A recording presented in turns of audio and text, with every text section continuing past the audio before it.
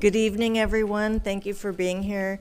For those in person and for those who are joining us live streaming, and that includes Catalina. So I will ask our student representative, Stephanie Chow from Milliken, to lead us in the pledge. Stephanie.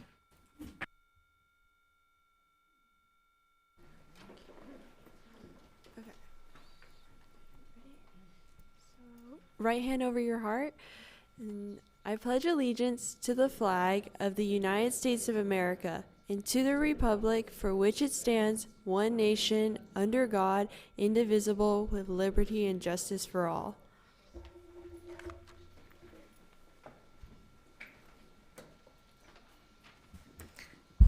Thank you, Stephanie.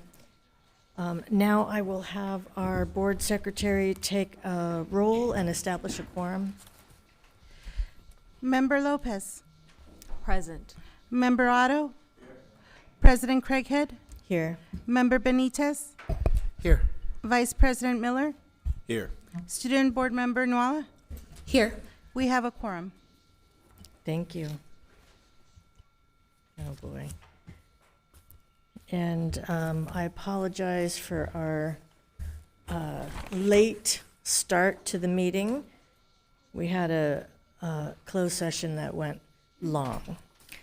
And to that end, the board has been meeting in closed session regarding matters listed on today's agenda, and the board took action on the following items.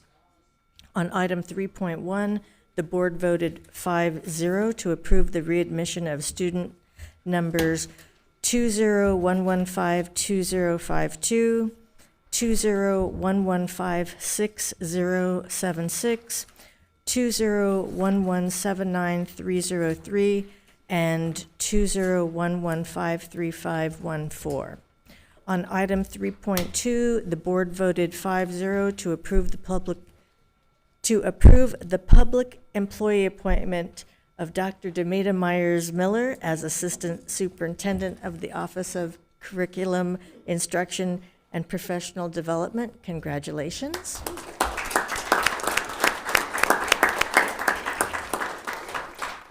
She's been acting in this position for a little while now, but tonight it's official. So congratulations. And on item 3.4, the board voted 5-0 to approve a settlement agreement in workers' compensation case numbers 1979065 and 197744400, resolving all claims against the district. And next we are at adoption of the agenda as posted. Move for approval. Second. Any discussion? All in favor? Aye. Any opposed? Any abstentions? Our student board member? Aye. So that passes 5-0 with a preferential vote. Next on the agenda, we have our introduction of our student representative. So it is Stephanie Chow, our ASB president from Milliken. Stephanie, welcome.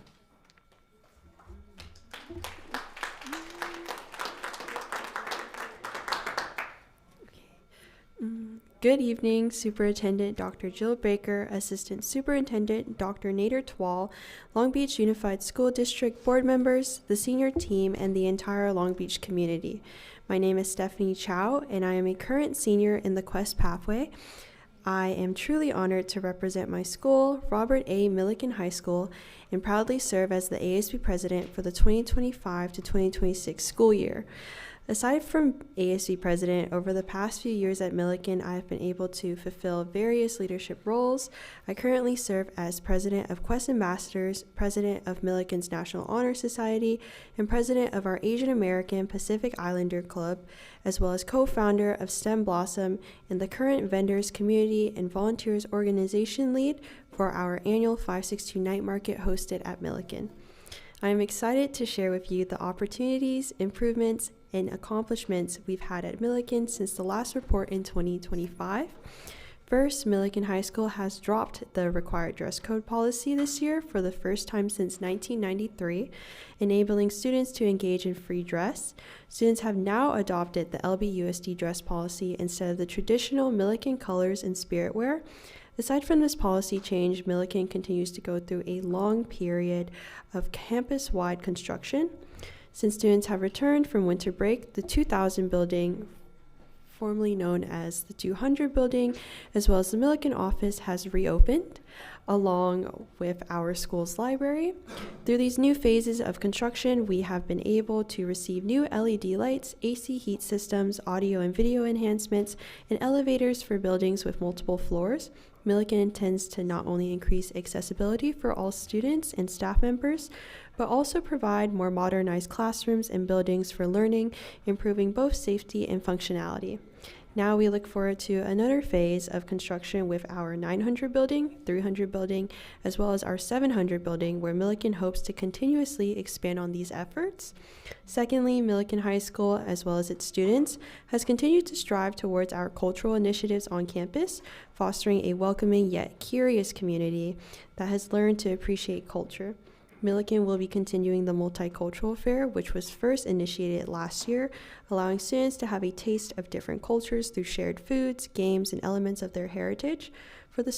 As for student-led initiatives, Milliken's Black Student Union, BSU, has continued to thrive while fostering a community where students can feel engaged, as they recently hosted the Milliken Sankofa Parent Village Family Game Night and look forward to hosting a Black History Month assembly dedicated to sharing their culture campus-wide. BSU also hopes to continue to coordinate the annual Black Artisan Night Market, annually enjoyed by both students and local families from all over Long Beach. In December, our La Raza Club and Hispanic Ballet Folklorico class and club have continued to thrive. Performing in December for Milliken while continuously creating an environment, a welcoming environment. La Raza recently took student surveys from Latino and Hispanic students in order to deepen their understanding of how they can grow as a community on campus. Additionally, in February, they will be hosting a Valentine's Grams fundraiser, and their club has been invited to tour City Hall, meet the mayor, and ask questions regarding the community. Hispanic Ballet Club Folklorico will be starting to prepare for the May Dance Showcase, where they will be representing 2 special regions from Mexico. Next month, the annual Lunar New Year's Rally Stage event will be returning, this time spearheaded by Milliken's Chinese Club in collaboration with Milliken's Vietnamese, Asian American, Pacific Islander, Makaisa, Japanese, and Cultural Cuisine Club. This year is extra special because we will be featuring line dancers and cultural talks so that students can learn about the different cultural celebrations and taste different kinds of foods commonly enjoyed during this occasion, as well as dress up in cultural garments or red and gold to symbolize and welcome the Year of the Horse. In addition to these lunchtime initiatives, the annual AAPI celebration, the 562 Night Market, continues to flourish as it begins its 5th year, led by a committee of 8 leads handling vendors, clubs, performances, club event management, and publicity. This is an exciting event that features 30 Asian American Pacific Islander vendors and 20 LBUSD clubs and cultural performances. Lastly, Milliken High School has accomplished a great deal for our sports teams. First, our boys golf team won the Moore League, defeating Wilson's 19th season undefeated record. Our girls golf team won both the 2024 and 2025 Moore League titles, earning back-to-back wins, while our boys wrestling continues to win Moore League with a 15-year streak. Chris Aguiano becomes the first since 1977 to place in California for our school, making this a remarkable moment for Milliken. Our baseball team continues as 19th season Moore League champions, as well as 6-year CIF champions. Our softball team welcomes their 5th year as Moore League champions. Our girls flag football team continues to challenge Long Beach Poly High School, winning their first Moore League championship this year. Lastly, our boys tennis team won the CIF SS championship title, making it a significant accomplishment and the first since 2021. I'm so proud of what my school has been able to accomplish this year, and I am beyond excited to see what Milliken accomplishes in 2026 and beyond. I would like to thank our school principal, Dr. Stacy Alexander, and our ASV director, Grant Robinson, for their efforts to continuously foster such a supportive and collaborative community on campus. If anyone has any questions regarding Robert A. Milliken High School, whether they be about our curriculum or events, I'd be more than happy to answer them. Go Rams, and it's always a good day to be a Ram. Thank you.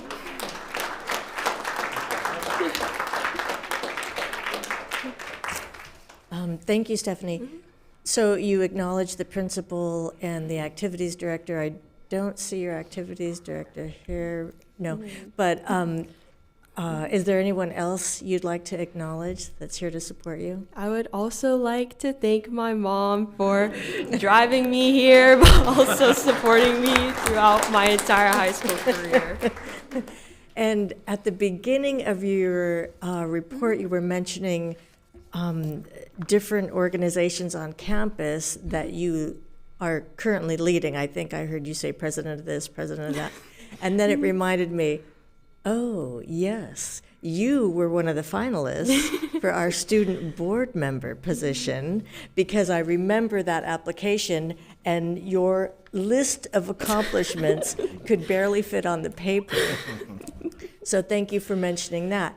Now, also, you're a senior this year, and so I know my colleagues would be interested in knowing what your plans are for next year. I have applied to around 20 schools, most of them being UCs and some privates such as USC and University of Washington. And what would be your dream school? What's your number one? UCLA. Go Bruins! This guy, he's insufferable. Well, thank you for being here. Should we do the picture now? I had one question. Oh, you have a question? Yeah. First off, I'm a fellow Ram. Go Rams. Stephanie, you were talking about the different clubs, and you said one that you founded, STEM Blossom? Yeah. Can you tell me a little bit about it? I hadn't heard about STEM Blossom. Yeah, Club. Just so curious. STEM Blossom is a club that has a chapter at Milliken High School and Sato High School, and it's essentially a program that was founded by girls who are trying to bring STEM opportunities, more specifically like interactive STEM content, to underserved areas of Long Beach. And our first event was at Pris, and since then we've recently founded the Passport to STEAM event that's now being hosted there. Well, I know of an organization that would work really well called Demo Chicks that also does STEM workshops in underserved areas. So maybe we need to talk. Anyway, I'm hearing a collaboration. Yeah, I'm hearing a collaboration as well. Well, we know where to find her. So should we do a picture now? Is that a good time? Okay, so we're going to invite you up here for a photo.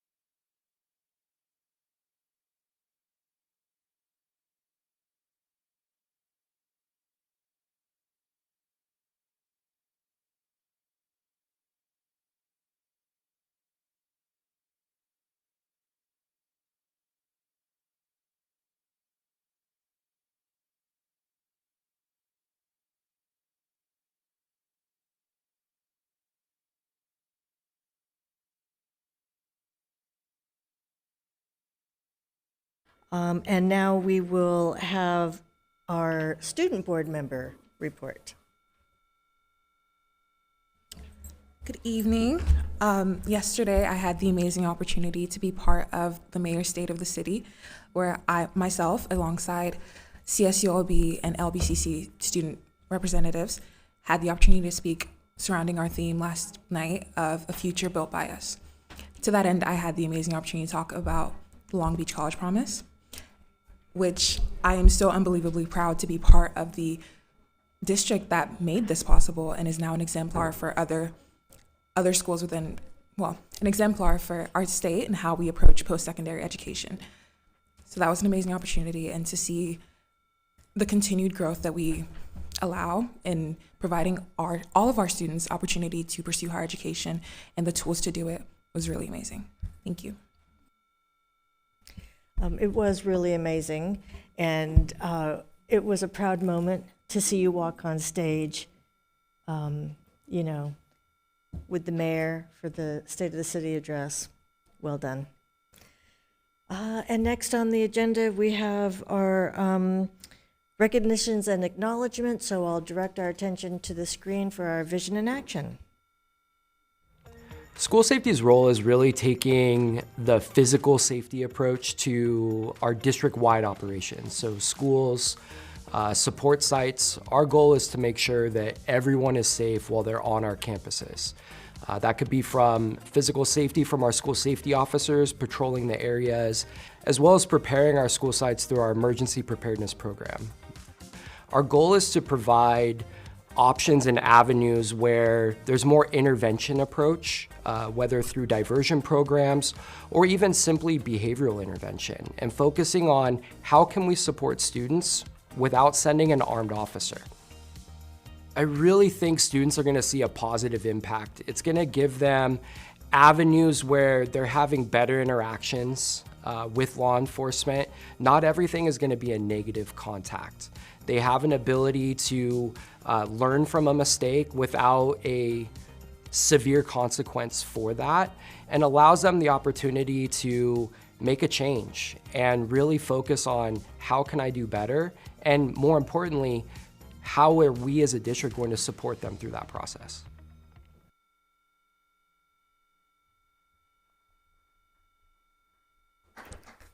It's nice to see our school safety officers on campus with especially with the younger kids, and building those relationships. But I have to apologize to our student board member because I skipped over the fact that you had something else to read. So we'll go back to that. Next Monday, we will be celebrating Martin Luther King Jr. Day. Every year on the 3rd of January, the nation comes together to pay tribute to Martin Luther King Jr., a hero of the civil rights movement who was assassinated in 1968. This federal holiday was established to celebrate the achievements of the activist and minister, whose legacy continues to inspire generations of Americans. King devoted his life to promoting nonviolent efforts to achieve racial equality. His leadership was pivotal in dismantling long-standing segregation policies that impacted African Americans. His tireless activism and dedication resulted in the Civil Rights Act of 1968, which is widely considered the most significant accomplishment of the civil rights era, in which he played a key role. The March on Washington marked the pinnacle of King's leadership, where he delivered his most renowned address, famously known as the I Have a Dream speech. It was a passionate call for peace and equal rights that is widely regarded as a masterpiece of history. Thank you. Thank you. And next on the agenda, we have item number 11, and that is the public hearing, resolution number 011426-C, dedicate the easement to Southern California Edison located at 160 West 51st Street, adjacent to Perry Lindsay Academy. I will open the public hearing and ask if there are any speakers on this item. We do not have speakers on this item. Thank you. So seeing that we have no speakers, I declare the public hearing closed. And I will move on to public testimony for items listed on the agenda? We have 9 speakers for items listed on the agenda. And our first speaker is Natalie Hawkins, followed by Kyle Hawkins. Hi, my name is Natalie Hawkins, and I'm a parent to 2 students at Lowell Elementary. I'm very concerned about the cuts to mental health resources in our district, given the complexity of needs we have in our district. Anecdotally, at Lowell, we have lost 4 families this school year that I am aware of, which realistically means we've probably lost others as well. Those 4 families have left the school and district due to administrative mismanagement and resourcing issues. Lowell today only has half-time counseling support, half-time psychologist support, and the new part-time care center support. Neither our counselor or psychologist have the time to provide counseling services or intervention services to our students because they are inundated with assessments and adjunct duties and consumes a majority of their part-time assignment. My concern with those examples is that we're losing families from our district due to resourcing and admin issues with the current level of resourcing. The state of our LBUSD enrollment will not improve as a result of a reduction in resourcing and likely will get worse. I'd like to ask the board and LBUSD leadership to reconsider the decision to cut our mental health resources and to also implement systems and do a post-analysis of why we are losing families and how to avoid those losses going forward at the school level. The 4 de-enrollment examples I just gave that happened this year could have been avoided, and it is contributing to our funding situation. I really appreciate your guys' work and effort, and thank you for your consideration. Thank you. Next speaker is Kyle Hawkins, followed by Donnie Seppington. Thank you for having me. That is my wife who just spoke. Same 2 kids are at Lowell. We've been very happy with their initial years in school, though recently we've been notified that there may be some changes in the support that they're getting from counselors and social workers. And this is affecting not our site, just our site, but every site in LBUSD. This is very concerning to me.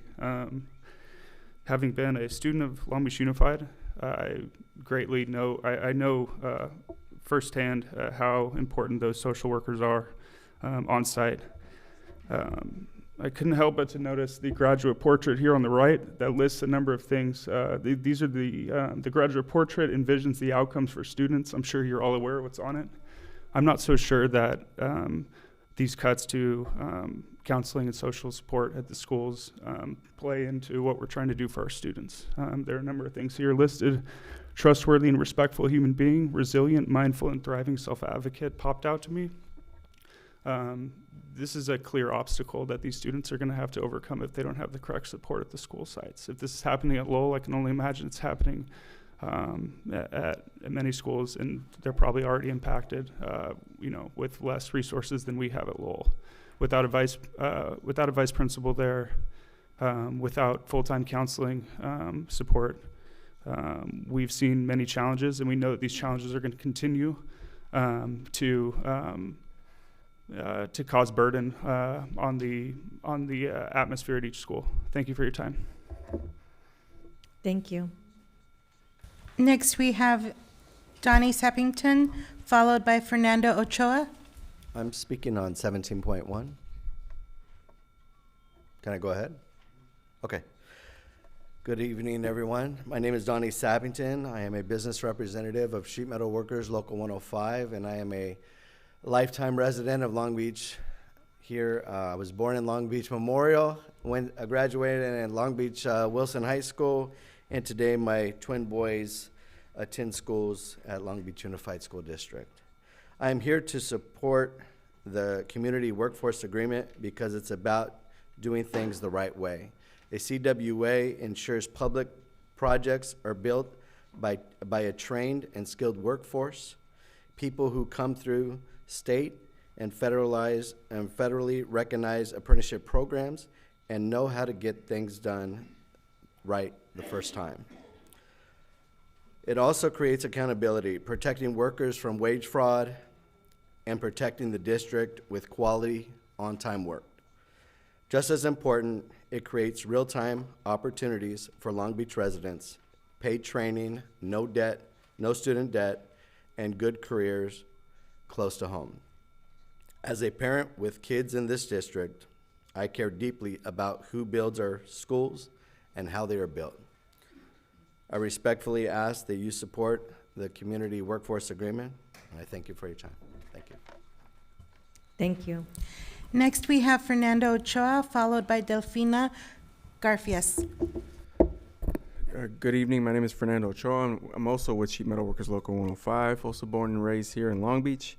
I went to then International Elementary School, now Oropeza Elementary School. Then went on over to the west side, Stevens Middle School. Then for high school, went to Millikan High School. Went on to Cal State Long Beach, then UCLA. Now here with the Union. So from downtown, west side to the east side, all over the place. So growing up, moved from apartment to apartment, didn't have much stability, which is why I went from school to school, area to area. But I think that's what we're here for. I think community workforce agreements, which we're in strong support of, bring that stability for workers, which means strong wages, fair working conditions, and being able to work close to home, not having to drive 2 hours, being able to drive 20 minutes to work rather than 2 hours is great. And so on behalf of the Local 105, I want to express our strong support for the Community Workforce Agreement at LBUSD. I think it's the right approach, not just for our schools, for our district, but for our parents, our workers, and also the students and their kids. That, for example, Donnie has kids in the district, brings that stability, financial stability. Thank you. Appreciate it. Thank you. Next, we have Delfina Garfias, followed by Andrew Gonzalez. Good evening. My name is Delfina Garfias. I'm a parent of 2 kids at Longfellow Elementary, and I'm here to express my deep concern about the proposed cuts to half our library staff next year. I understand that we're in a budget crisis and tough decisions need to be made.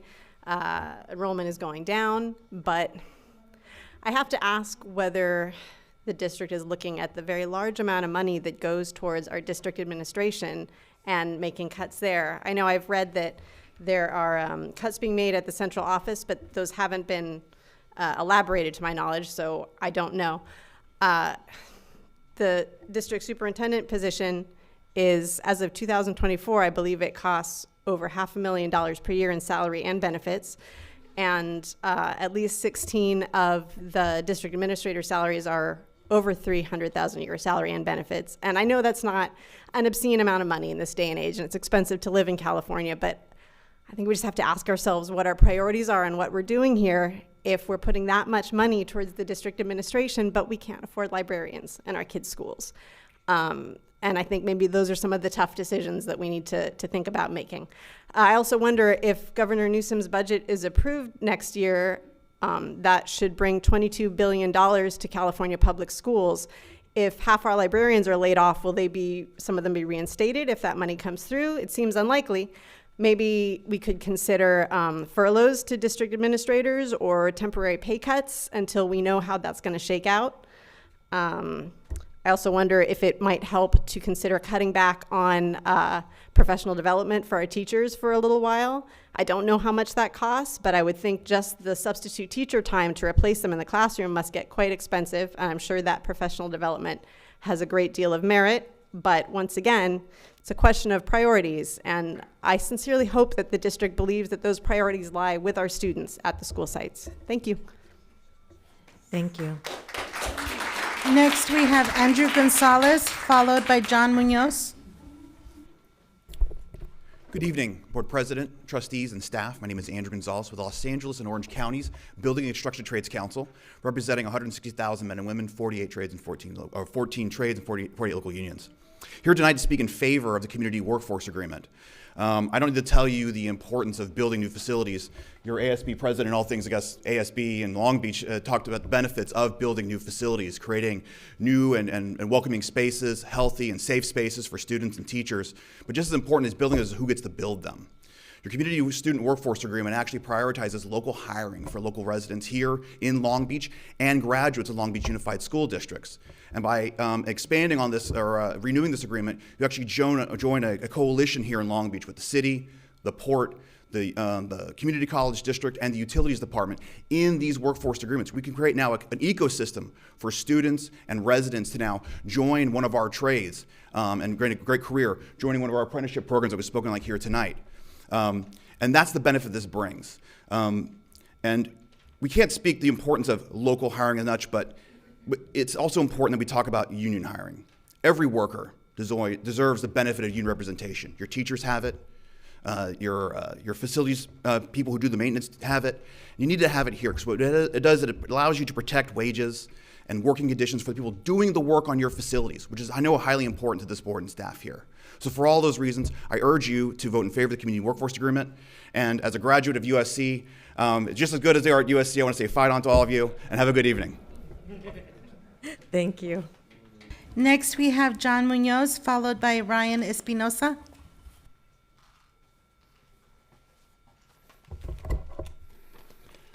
Good evening. Good evening, members of Long Beach Unified Board of Trustees. My name is John Munoz, and I serve as apprentice coordinator and business representative for over 6,700 members out of local 250 steam fitter, pipe fitters, welders, HVACR techs, service techs, and apprentices. Many of our members are residents of Long Beach. Actually, I looked it up before we came. More than 330 of them are. In fact, as well as surrounding cities such as Lakewood with 130 members and Bellflower with 75. So you can see heavily, our membership is heavily in Long Beach. I am also a proud member of the Long Beach community, having lived here for more than 40 years. A community workforce agreement helps the district achieve an important goal, providing high-quality jobs for local residents. These agreements can include local hiring goals, giving Long Beach residents and its alumni opportunity to work construction projects that directly benefit the community, that community that they call home. Working close to home allows people to be present for their families, to coach AYSO soccer, to help with Little League, baseball, or Pop Warner. Assist with homework, simply sit down together for a family dinner. These are some of the moments I personally missed out on because I was not able to work close to home. That's why we constantly push for these community work agreements and PLAs. I'm asking the Board of Trustees to approve the community workforce agreement with Los Angeles and Orange County building trades and construction trades so its residents and its members can live and work in the community they proudly call home. I appreciate your time and God bless. Thank you. Next, we have Ryan Espinosa, followed by our last speaker, Rosara Zambrano. Good evening, members of the Long Beach Unified Board of Trustees. My name is Ryan Espinosa. I'm a business representative with the Operating Engineers Local 12, representing over 20,000 members across Southern California. I'm here tonight to ask you to vote yes to renew the Community Workforce Development Agreement. The Community Workforce Development Agreement helps the school district to achieve its goals of providing high-quality jobs for its residents. We have many members that live locally that really love the opportunity to work close to home. I myself am a product of Long Beach Unified. I went to MacArthur Elementary, Bancroft Middle School, and Lakewood High School. And this agreement also provides an opportunity to invest in workforce development for the city of Long Beach. Our state and federally recognized apprenticeship programs provide paid training that graduates skilled professionals. I'd like to thank you guys for your time, and we'll ask you again to vote yes to renew the Community Workforce Development Agreement. Thank you. Thank you. Our last speaker on items not on the agenda, on items on the agenda is Rosario Zambrano Galindo. Buenas tardes. Mi nombre es Rosaura Zambrano y vengo en nombre de la Escuela Grant. Es mi primer año aquí. Venimos de México. ¿Cuándo? ¿Perdón? Yo voy a interpretar Okay. para usted. Okay. ¿Tiene algo? Pues leí esto, lo escribí.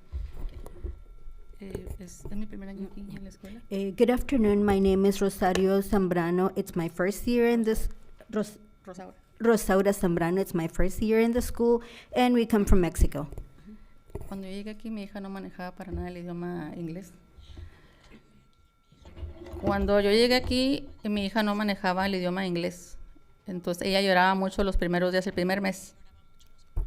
When we first came, my daughter didn't speak any English, and she would cry the first month.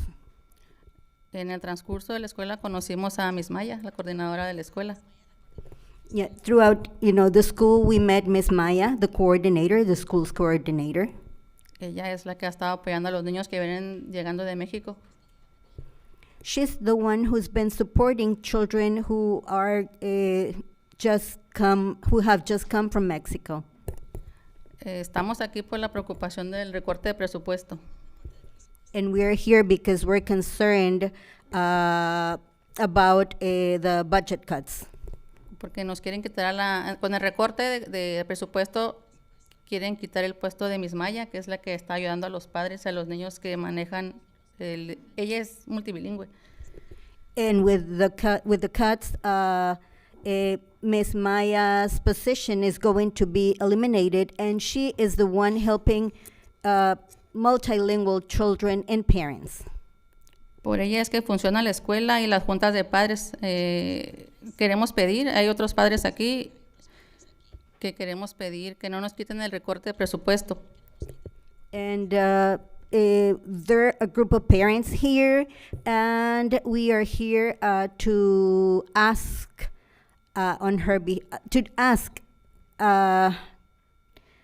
that she is not removed, and to ask about the budget for her position not to be reduced.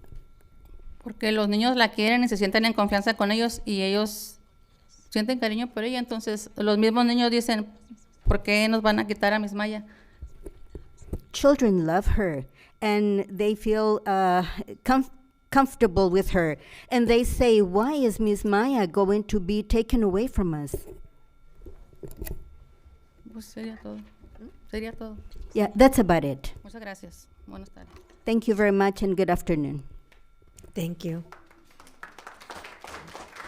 And next, we have public testimony on items not listed on the agenda. We have 16 speakers on items not listed on the agenda.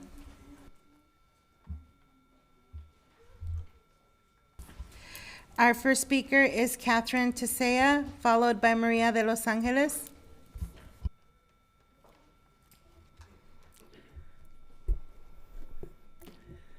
K-12 library programs are not a one-size-fits-all, as the new staffing allocations assume.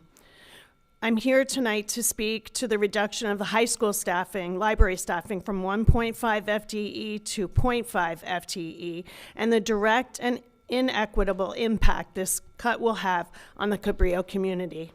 At Cabrillo, the library is not a quiet, optional space. It's an instructional classroom, student support center, and a critical safe space, particularly on a campus with high Tier 1 intervention needs.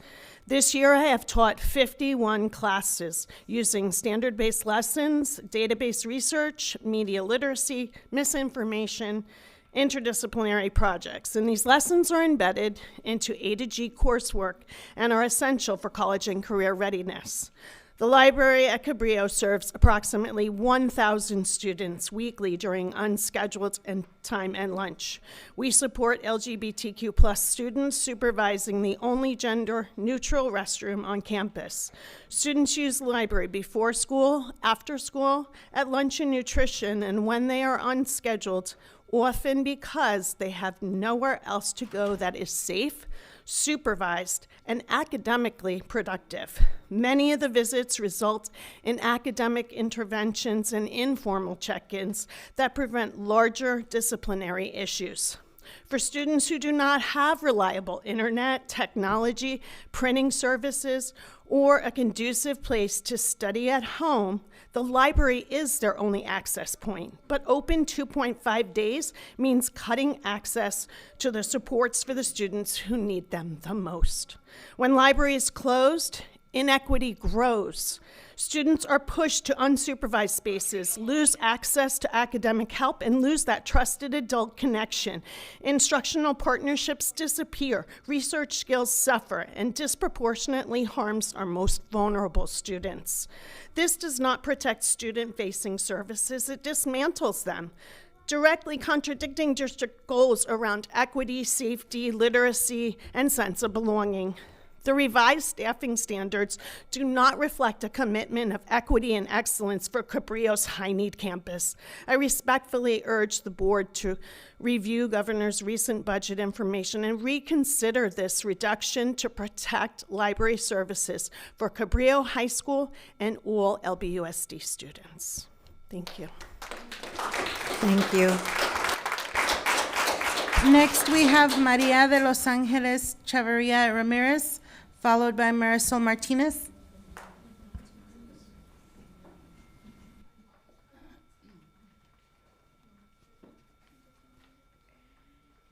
Buenas tardes. Buenas tardes. Mi nombre es María de Los Ángeles Chavarría y vengo de la escuela Graham. Good afternoon. My name is Maria de Los Angeles Chavarria, and I come from Grant School. Yo vengo sobre hablar sobre el recorte que hay y vengo sobre sobre nuestra coordinadora. I come to talk about the cuts that are going on right now and to talk about our coordinator. Yo ya tengo más de 15 años siendo voluntaria en todas las escuelas del distrito. I have been a volunteer in many schools of the district for over 15 years. Luchamos mucho por el plan de los padres, el salón de padres, y ahora que lo logramos, we fought a lot to get the plan for parents, the parents' room, and now that we got it, ahora que lo logramos nos lo quieren quitar, nuestra coordinadora que nos ha ayudado mucho. Now that we got it, they want to take it away from us, and our coordinator, the person who has helped us a lot. Yo lo que estoy preocupada es por la educación de mi. Yo soy madre y nieta y abuela. Vengo por los niños. And my concern is because of my children. Well, I have children and grandchildren, and I'm here on behalf of them. A mi nieto va en 4º grado y ella en TK, pero mi nieto de 4º grado, Miss Oliver, le ayudó muchísimo. Es Maya Oliver.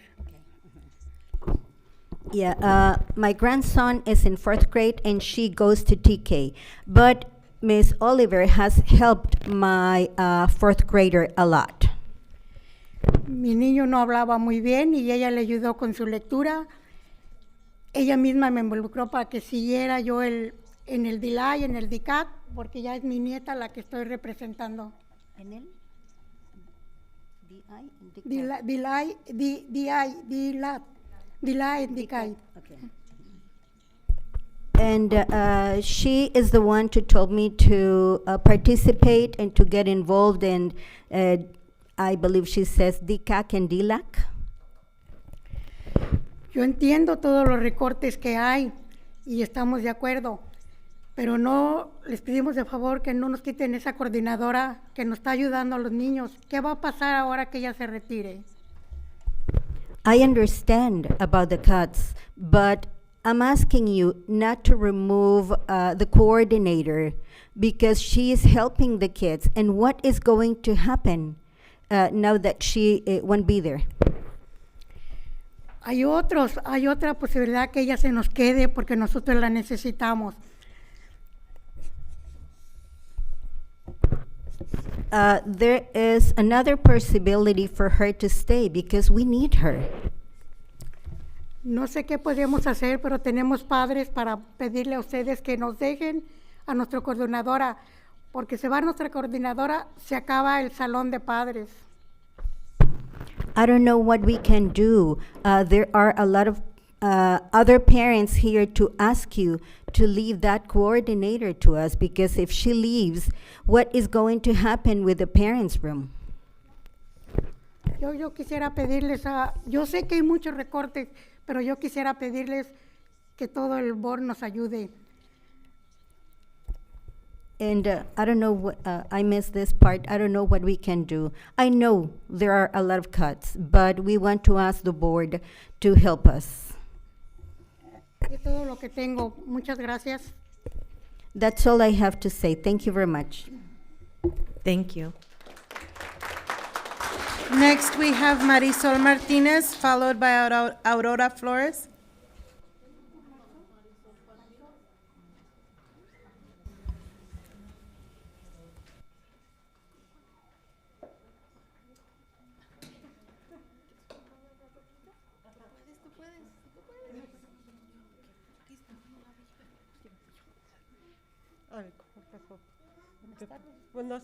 Good afternoon. My name is Marisol Martinez. I'm sorry, I'm kind of nervous. Well, I really don't know how to speak really good, so I would like, they won't cut up hours while my son has special needs. So if you guys cut up hours, I will miss a lot of stuff for him for speech. Like both of us, we don't speak really good, so I would like worry about that. That's the only thing I know what to say. Yeah. Thank you. Next, we have Aurora Flores, followed by Laura Mozo.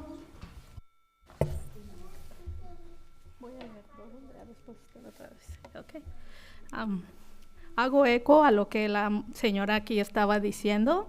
Muy buenas tardes a todos los aquí presentes. Mi nombre es Aurora Flores, madre de 2 hijos varones, uno de ellos con capacidades diferentes. Antes que todo, quiero dar gracias a Dios por darme la oportunidad de expresar en nombre de mi hijo y todos los que están en educación especial. Me preocupa el impacto que tendrán todos los recortes si no elevamos la voz de todos ellos y la comunidad hispana. Las necesidades que se tienen que apoyar con equidad, respeto, dignidad y responsabilidad. Reconozco que hoy somos pocos los que estamos aquí presenciales, pero sabemos de antemano que estamos atravesando por tiempos muy difíciles, que muchas familias están atemorizadas al salir de sus hogares, especialmente mi raza étnica. En nombre de todos ellos, elevo esta situación. Pido a los presentes, es muy importante que todo estudiante en educación especial debe tener todos sus servicios necesarios para sacar provecho y su mayor potencial para lograr todas metas que son únicas e individuales. Sabemos que por eso existen los IEPs, planes individualizados para trabajar en equipo con el distrito y estudiantes y familia, y que no podemos generalizar los planes para todos los estudiantes. Es muy triste como madre de un ser querido con capacidades diferentes ver que muchas veces no tienen el acceso suficiente que ellos pueden tener en un aprendizaje digno, ya que todo es muy restringido para ellos. Cuántas barreras sistemáticas muchas veces debemos de enfrentar para que todos ellos obtengan un poco de apoyo, como por ejemplo terapia ocupacional, de habla física adaptiva, etcétera. Muchas veces no tenemos la seguridad que implementan los servicios realmente para que nuestros estudiantes tengan un bienestar de desarrollo escolar y destaquen. Y ahora con todo esto que se está escuchando de los recortes, ¿qué pasará con su educación especial? Necesitamos que todos los presentes aquí hoy trabajen en conjunto, que no se quede solo en este espacio y sus propias conversaciones e intereses personales. Tomen en cuenta a todos nosotros, salir y ver dónde encontrar soluciones, trabajar para que no sean afectados y tengan una buena educación para nuestros estudiantes. Hoy es el día, no permitir, nadie discrimina la educación especial. Todos conocemos a alguien con capacidades diferentes, ya sea un hijo, hermano, un amigo, un primo, un sobrino, etcétera. Todos merecen la libertad de expresión, respeto y trato digno. Concluyo, es importante que todos luchemos por un mejor futuro para todos nuestros estudiantes y seres queridos. Muchas gracias. Dr. Baker, Good afternoon. I'm gonna buy you a little bit of time, I think. I know I've made this request in the past. If we could be provided provide a transcript so that you can take your time and help with the translation. And also, Dr. Baker, for the previous speaker, it was difficult. I couldn't quite make out what the previous speaker was saying. If someone from staff could follow up with the previous, I'd appreciate it. Thank you. Good afternoon to everyone present here today. My name is Aurora Flores, mother of 2 boys. One of them has different capabilities. First of all, I want to thank God for giving me the opportunity to express my and speak on behalf of my son Dylan and of those who are in special education. I am concerned about the impact that the cuts will have if we do not raise the voice on behalf of all of them and of the Hispanic community. The needs that must be supported with equity, respect, dignity, and responsibility. I recognize that today there are only a few of us here present, but we already know that we are going through very difficult times, that many families are scared to leave their homes, especially my ethnic race. On their behalf, I raise this situation. I ask everyone present in this meeting, it is very important that every student in special education has all the necessary services and take advantage of their graded potential. Give me a second, please. I got lost.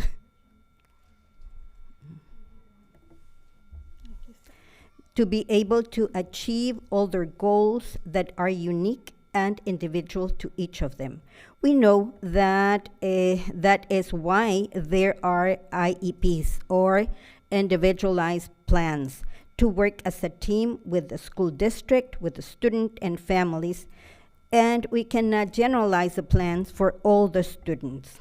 It is really sad as a mother of a loved one with special capabilities to see that oftentimes they don't have enough access for them to be able to get a dignified learning, because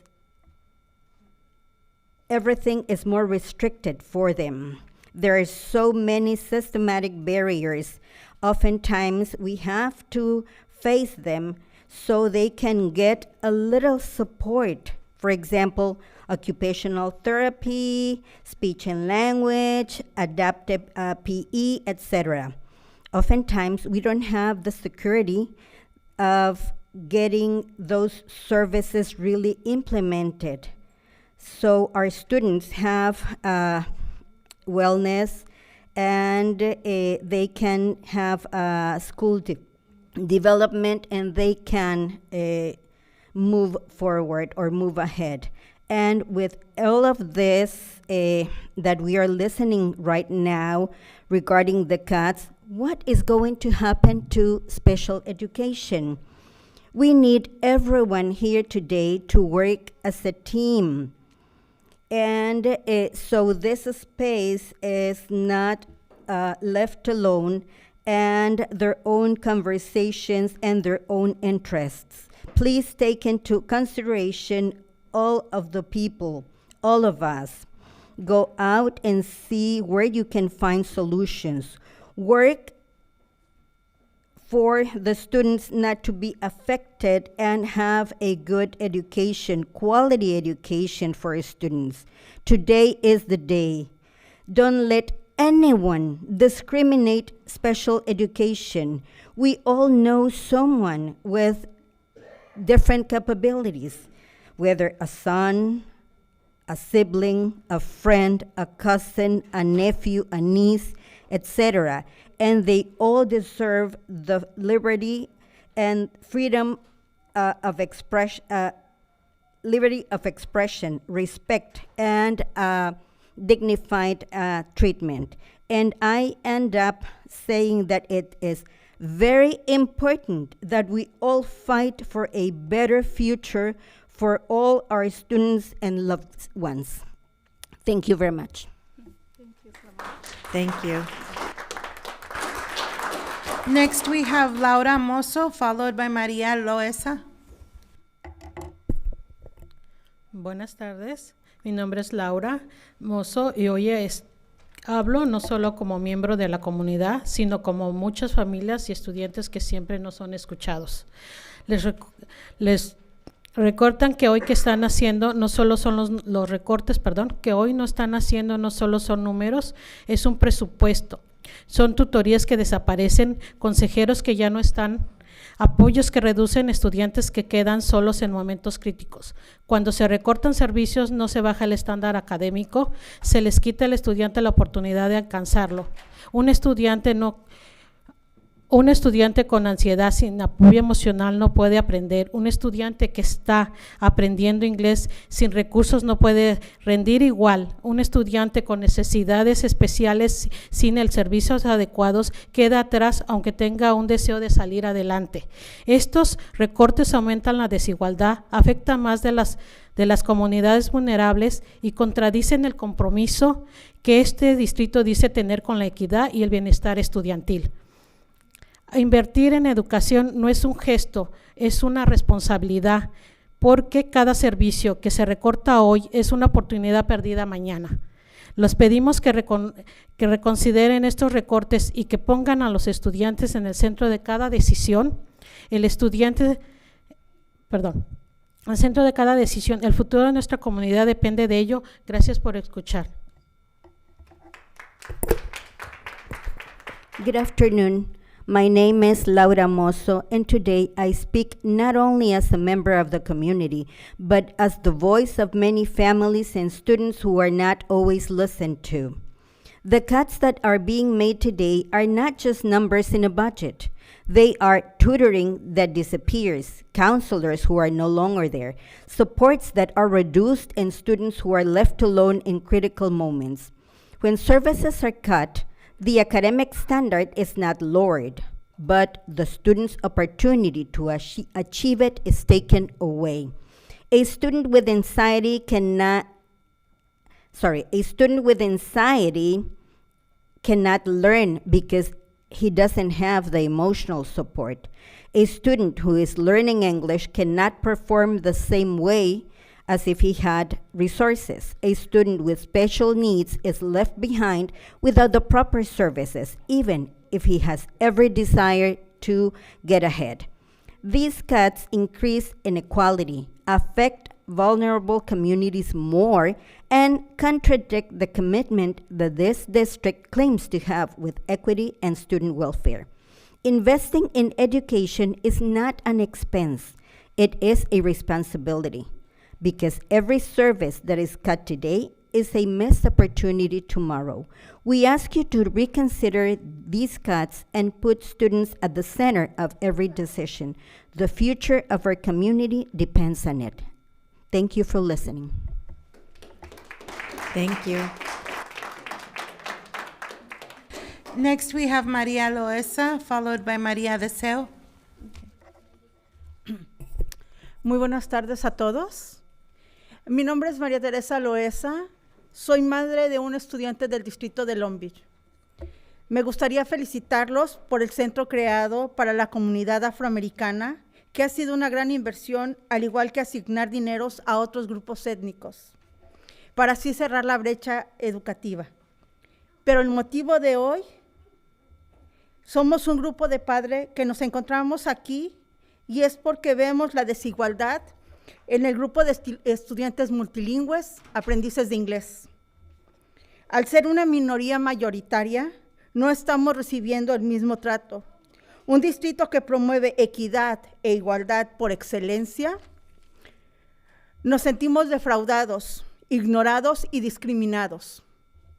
Como ya lo dijeron mis compañeras, ustedes decidieron quitarnos a coordinadores de padres, los trabajadores comunitarios, trabajadores sociales, los centros de bienestar, también los EED coach, todo lo que nosotros ocupamos para la participación de padres y de estudiantes.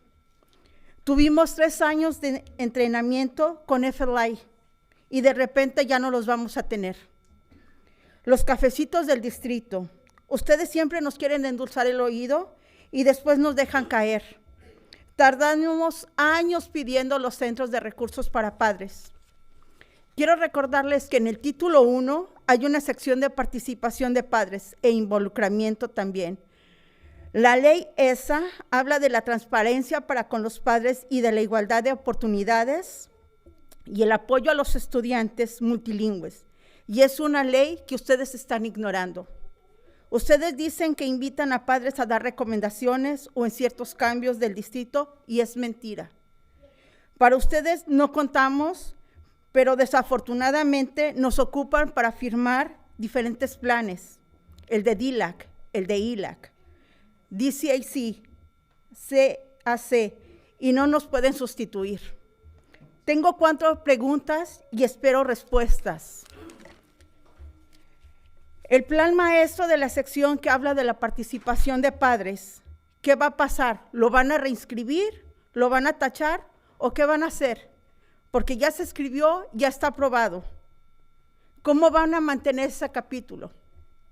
El dashboard de cada año que se habla en ILAC y DILAC, año tras año el crecimiento de otros grupos étnicos, pero para los multilingües siempre estamos abajo de otros subgrupos, incluyendo educación especial, y nosotros estamos más mal en matemáticas.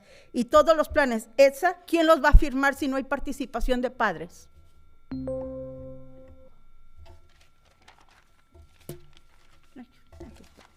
No, comenzamos aquí. ¿Ya terminó? Okay. Ya no se acabó el tiempo. Okay. Llegó esta participación de padres, right? Good afternoon. My name is Maria Teresa Loesa, and I am the mother of students from the Long Beach District. I would like to congratulate you for the center created for African American community. That has been a great investment, as well as the allocation of money to other ethnic groups to close the educational gap. But the reason that today a group of parents is here is because we see the inequality in the group of multilingual students, English learners. As a minority that is majority, we are not receiving the same treatment. A district that promotes equity and equality per excellence. We feel cheated, ignored, and discriminated against. You decided to take away the parents' coordinators, the community workers, the social workers of the welfare centers, and close the welfare centers. Also, the EID coach. Everything we needed for parent participation and involvement and for our growth. We had 3 years of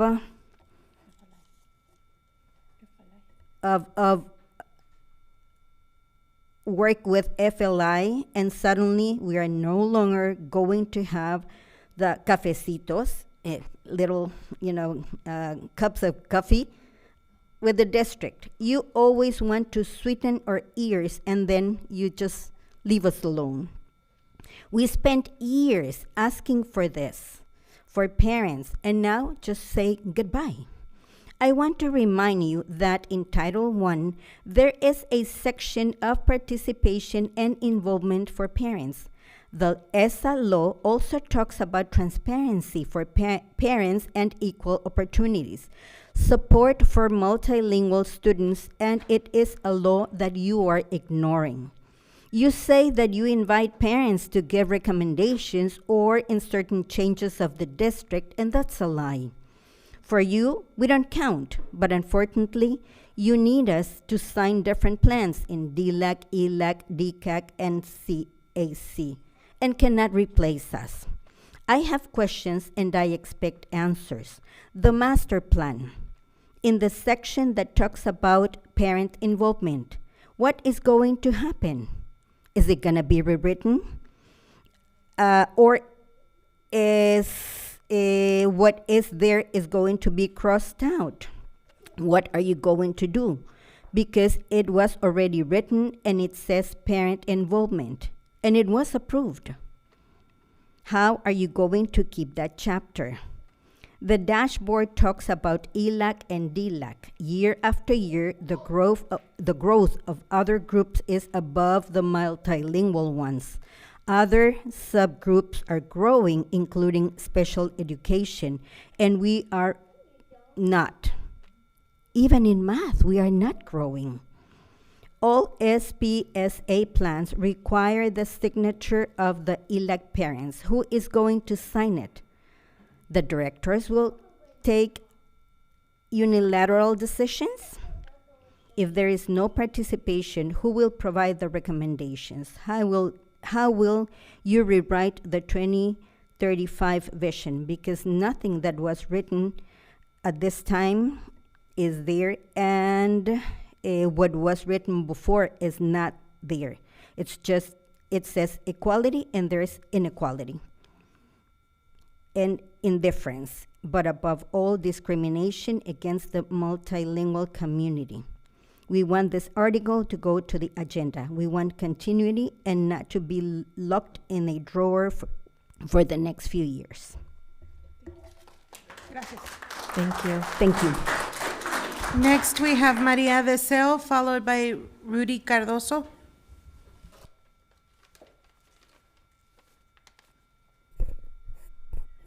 Good evening. I'm here tonight to urge you respectfully and firmly not to cut LBUSD school library programs. This is not about nostalgia. This is about evidence, equity, and alignment with California's own priorities. Decades of research show that students in schools with strong library programs consistently perform better in reading, writing, math, and graduation outcomes. These results remain true even when differences in poverty levels, school funding, and teacher qualifications are taken into account.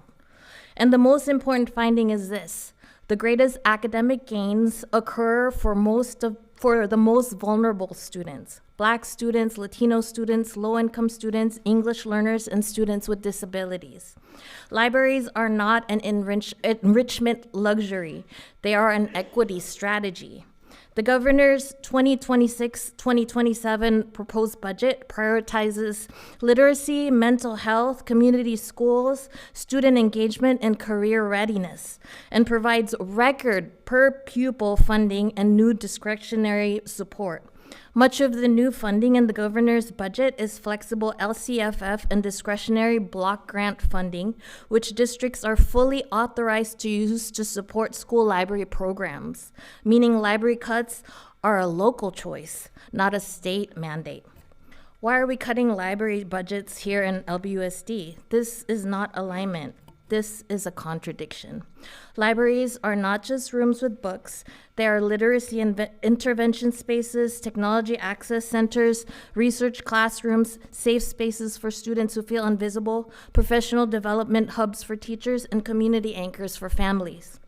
When you cut a library, you do not just remove a program, you remove access. Research also tells us something important about leadership. Libraries are often cut not because they are ineffective, but because their impact is misunderstood. This is not a financial problem, this is a vision problem. Cutting libraries will not improve enrollment. It will not raise test scores. It will not strengthen equity. It will not support literacy. It will weaken all of them. This decision is not just about budgets. It is about what LBUSD chooses to protect when times are difficult. Because once a library is gone, the students who lost access never get that time back. California's proposed budget says students matter. Tonight, I am asking you to show that you believe that too by protecting our school libraries, because libraries are not extras, they are foundations. Thank you. Thank you. Next, we have Rudy Cardoso, followed by Talia Watts.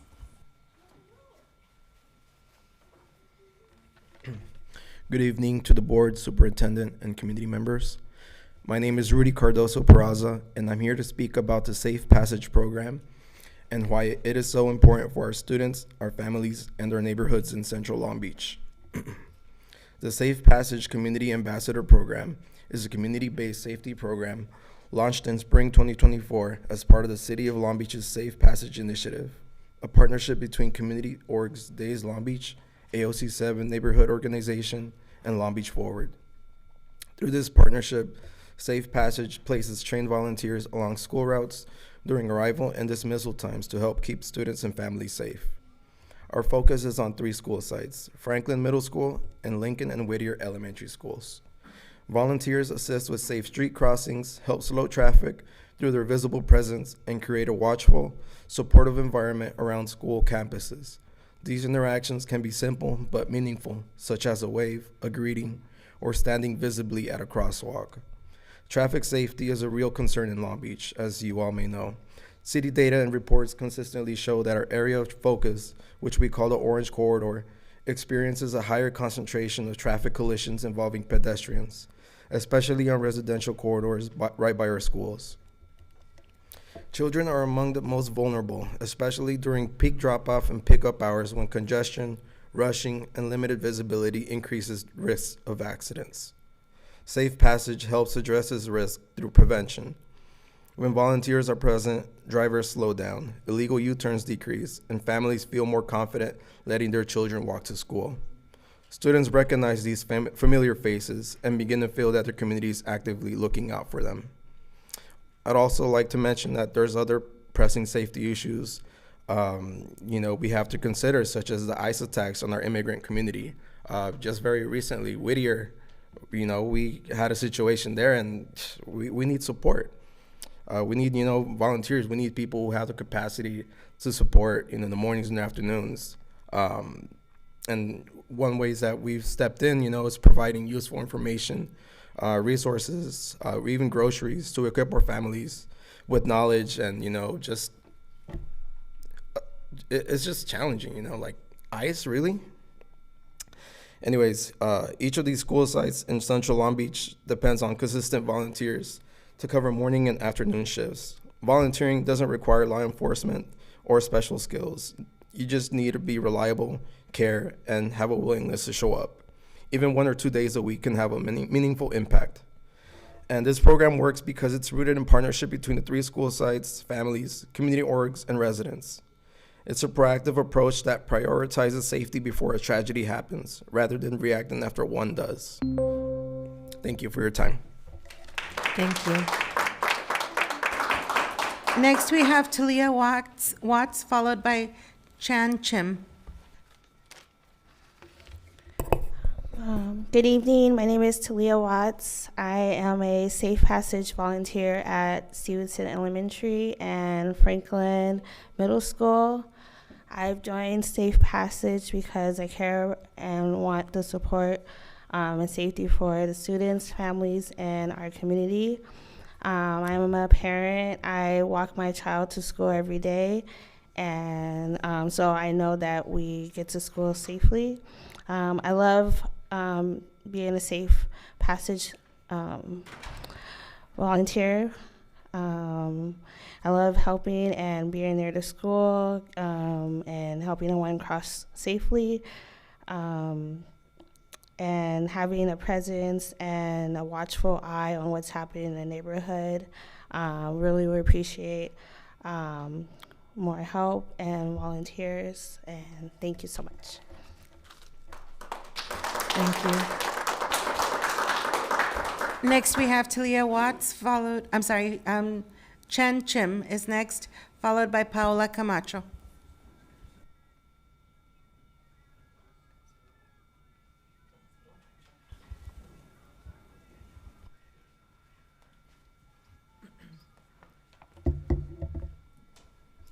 Good evening. My name is Paola Camacho, and I'm a proud product of LBUSD. I am a credentialed school nurse that supports student wellness, promotes overall health, and positive learning outcomes. Before making further staffing reductions, I urge the board to consider how the decisions impact students' health, access to services, and time spent in the classroom. Reducing credentialed school nurses and other support staff is not just about a budget decision. It's a student safety decision, and the direct impact it will have on every single school, every single day. This is fundamental. It's about student health and safety. When school nurse coverage is reduced, there may be medical trained professionals. There may not be medical trained professionals on campus to respond to immediate emergencies such as an asthma attack, seizures, or recently gunshot wound victims. Those moments matter. Those minutes matter. It also pulls educators away from teaching. Teachers and administrators, clerical staff, they have to be left with managing health issues that they are not trained for. Pulling them away from teaching and leadership increases stress and liability for all that are involved. This directly impacts special education services. School nurses are essential to health evaluations, medical documentation, IEP, and 504 support plans. Cutting credentialed school nurses, or their hours, can delay assessments, reduce services, and risk non-compliance, harming students who rely on those services. It impacts attendance and equity. Many students rely on school nurses to manage chronic conditions. The school nurse may be the only health expert they may have access to. They receive daily medications. When that support isn't available, students miss class, families struggle to fill the gap, and our most vulnerable students are impacted. In our recent district message, our superintendent mentioned about having shared priority and using thoughtful and strategic planning when you want to continue with promotion of social emotional services. So I can't help to wonder what that looks like. We've learned now that our social services is going to be reduced 50%. And so when there's reduction of support staff like social workers, thank you. Thank you. President Craighead, we're approaching our 30-minute limit on public comment, and there's 5 additional speakers. Can I request an additional 30-minute time period for the rest of the speakers to speak? Well, we have how many speakers? There are 5 remaining speakers. So we just need 15 minutes. I'd like to make a motion for an additional 15 minutes for public comment items that are not on the agenda. Second. Any discussion? All in favor? Aye. Any opposed? Any abstentions? And our student board member? Aye. That passes 5-0 with a preferential vote from our student board member.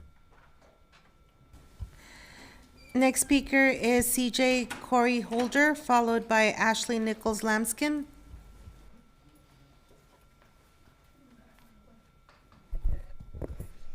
Good evening, President Craighead and members of the board. My name is CJ Holder, and I'm a credentialed school nurse with Long Beach Unified School District. I stand before you tonight because you have been transparent about the significant funding cuts facing public education and the difficult decisions ahead as we navigate this budget deficit.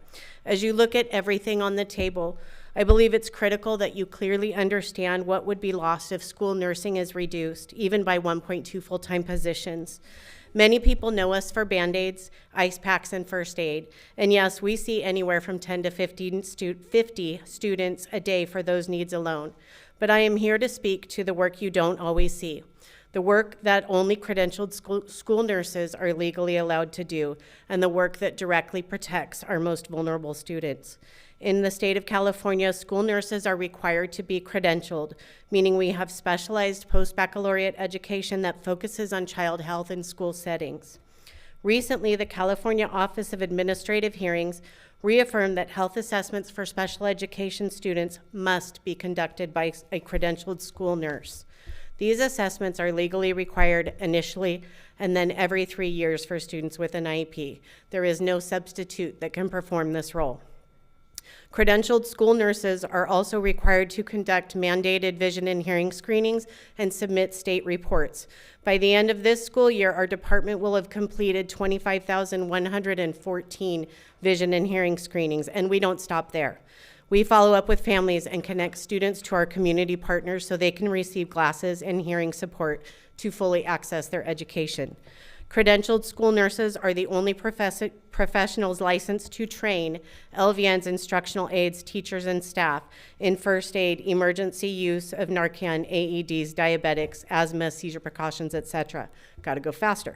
Student health needs have increased dramatically since the pandemic. District-wide, we support students with chronic medical conditions such as gastrostomy tubes, diabetics requiring insulin injections, students with catheters, life-threatening allergies, seizure disorders, cardiac conditions, orthopedic impairments, and asthma, a leading cause of chronic absenteeism.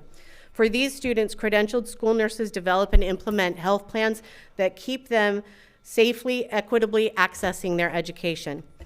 As a department, we listen to your guiding principles for fiscal prioritization. Guiding principle number 2 commits to advancing excellence and equity while minimizing harm to vulnerable student populations. Those are the students we serve, the most vulnerable. Guiding principle number 3 prioritizes student health, and we reduce health-related absenteeism, support students safely on campus, and ensure compliance with IDA, Section 504, ADA, and State Nursing Practice Acts. Thank you. Thank you. Next, we have Ashley Nichols Lambskin, followed by Maximina Perez.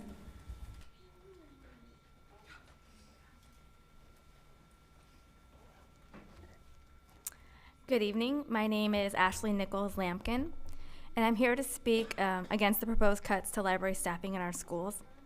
I speak as a current media assistant, but more importantly as a concerned parent in this district.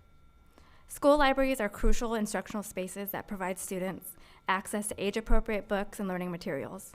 To foster better reading achievement, the science of reading emphasizes access to a high volume of self-selected, just right books with recommendations of 20 to 25 books per student. Classroom libraries alone cannot accommodate those numbers. This leaves our students at a disadvantage to access diverse, complex texts at appropriate levels for deep, consistent reading practice. Libraries also provide guidance in research, media literacy, and responsible technology use. They are an inclusive space for learning and exploration. Without adequate staffing, students lose scheduled library time, teachers lose instructional support, and equity gaps widen, especially for students who do not have access to books or technology at home. The California Department of Education's model for school library standards recommends that school libraries be open for 36 or more hours to adequately serve students a week. However, with this proposed cut, many of our libraries will be open for a minimum of only 8 hours a week. Some will even be closed every other week. Cutting library staff does not save money in the long term. It costs students opportunities to build literacy, critical thinking, and lifelong learning skills. Research consistently shows that well-staffed school libraries contribute to higher reading achievement and stronger academic outcomes. We should protect the programs that have the greatest long-term impact. I urge the board to reconsider these staffing cuts and to prioritize full, meaningful access to school libraries for all students. Our kids are watching the choices we make. Let's stand up for libraries and invest in their future. Thank you for your time and your commitment to our students. Thank you. Next, we have Maxima Perez, followed by Ashley Deemer.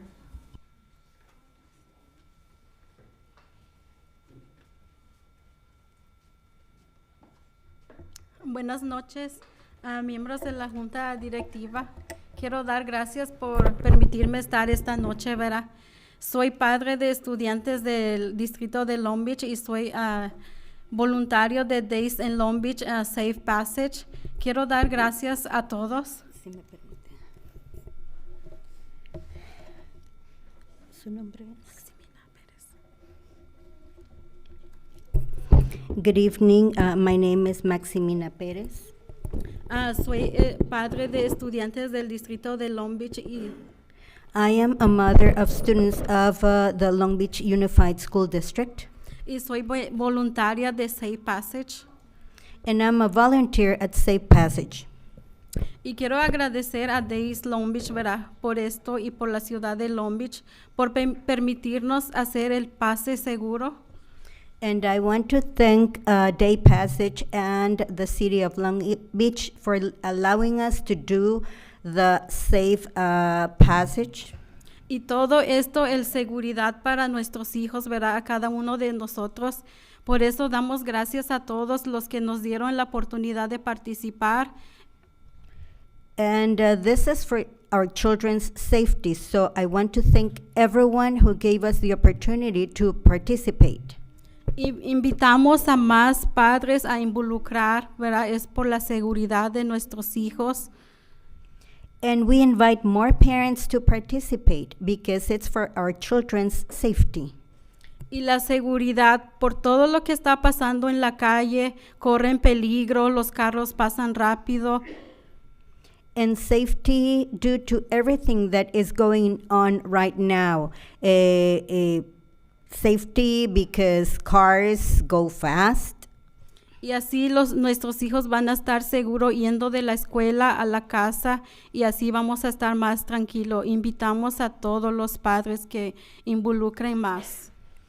So our children are going to be safer going from school to home. So we invite more parents to volunteer and participate more. Y quiero dar gracias a todos ustedes, ¿verdad? Y a la ciudad de Long Beach y todo Days en Long Beach por permitirnos de estar aquí. Gracias. And I want to thank you all. I want to thank the city of Long Beach and Days Long Beach for allowing us to be here. Thank you. Y que Dios los bendiga. God bless you. Thank you. Next, we have Ashley Deemer, followed by the last speaker, Tracy Sattler.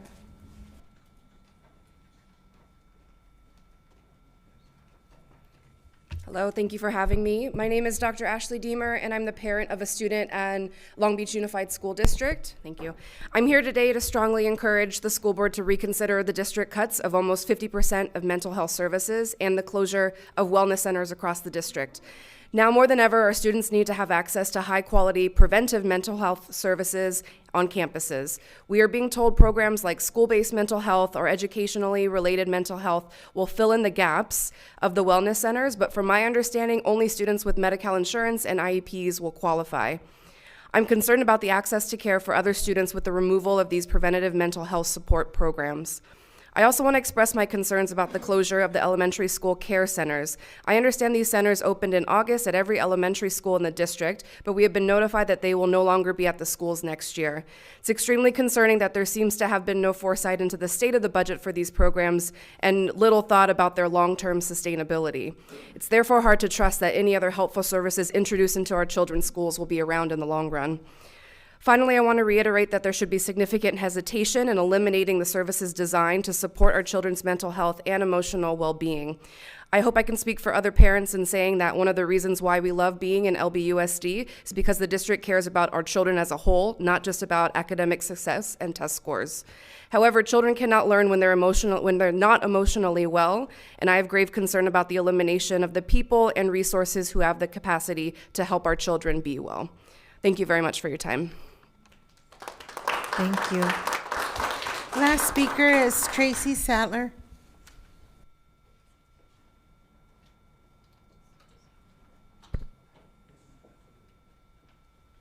Do we have Tracy Sattler? That concludes the speakers for the night. Thank you. President Craighead, I know that you often thank public speakers to come and engage with us. I want to say thank you to everyone that comes for public comment, but in particular for the community members that are coming from communities and advocating on behalf of communities that are under attack right now, that are being threatened, that are being harassed, that are being kidnapped and detained. You are heard. We do listen. We're not allowed to engage because of Brown Act on items that are not on agendas, but I want to make sure to iterate how important it is and how courageous it is for you to be here today speaking in a language that's under attack and under fire and advocating for those that are being kidnapped and harassed and threatened daily. So thank you for being here. Thank you. Thank you. Next on the agenda, we have item number 14, reports on superintendent advisory groups, and we'll start with the business budget and policy development Dr. Benitez. Thank you, President Craighead. So we have a first reading of a policy for consideration today.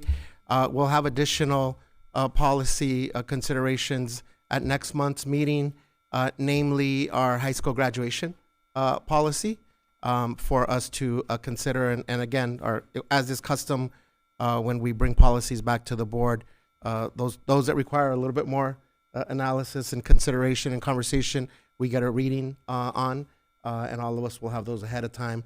Hopefully, the hope is that we'll have them sometime next week, but certainly the week before our next board meeting, February 4th. Thank you. And next, instruction and student learning supports. No report tonight. Thank you. Workforce development. No report tonight. Okay, next we have our consent calendar. Move approval.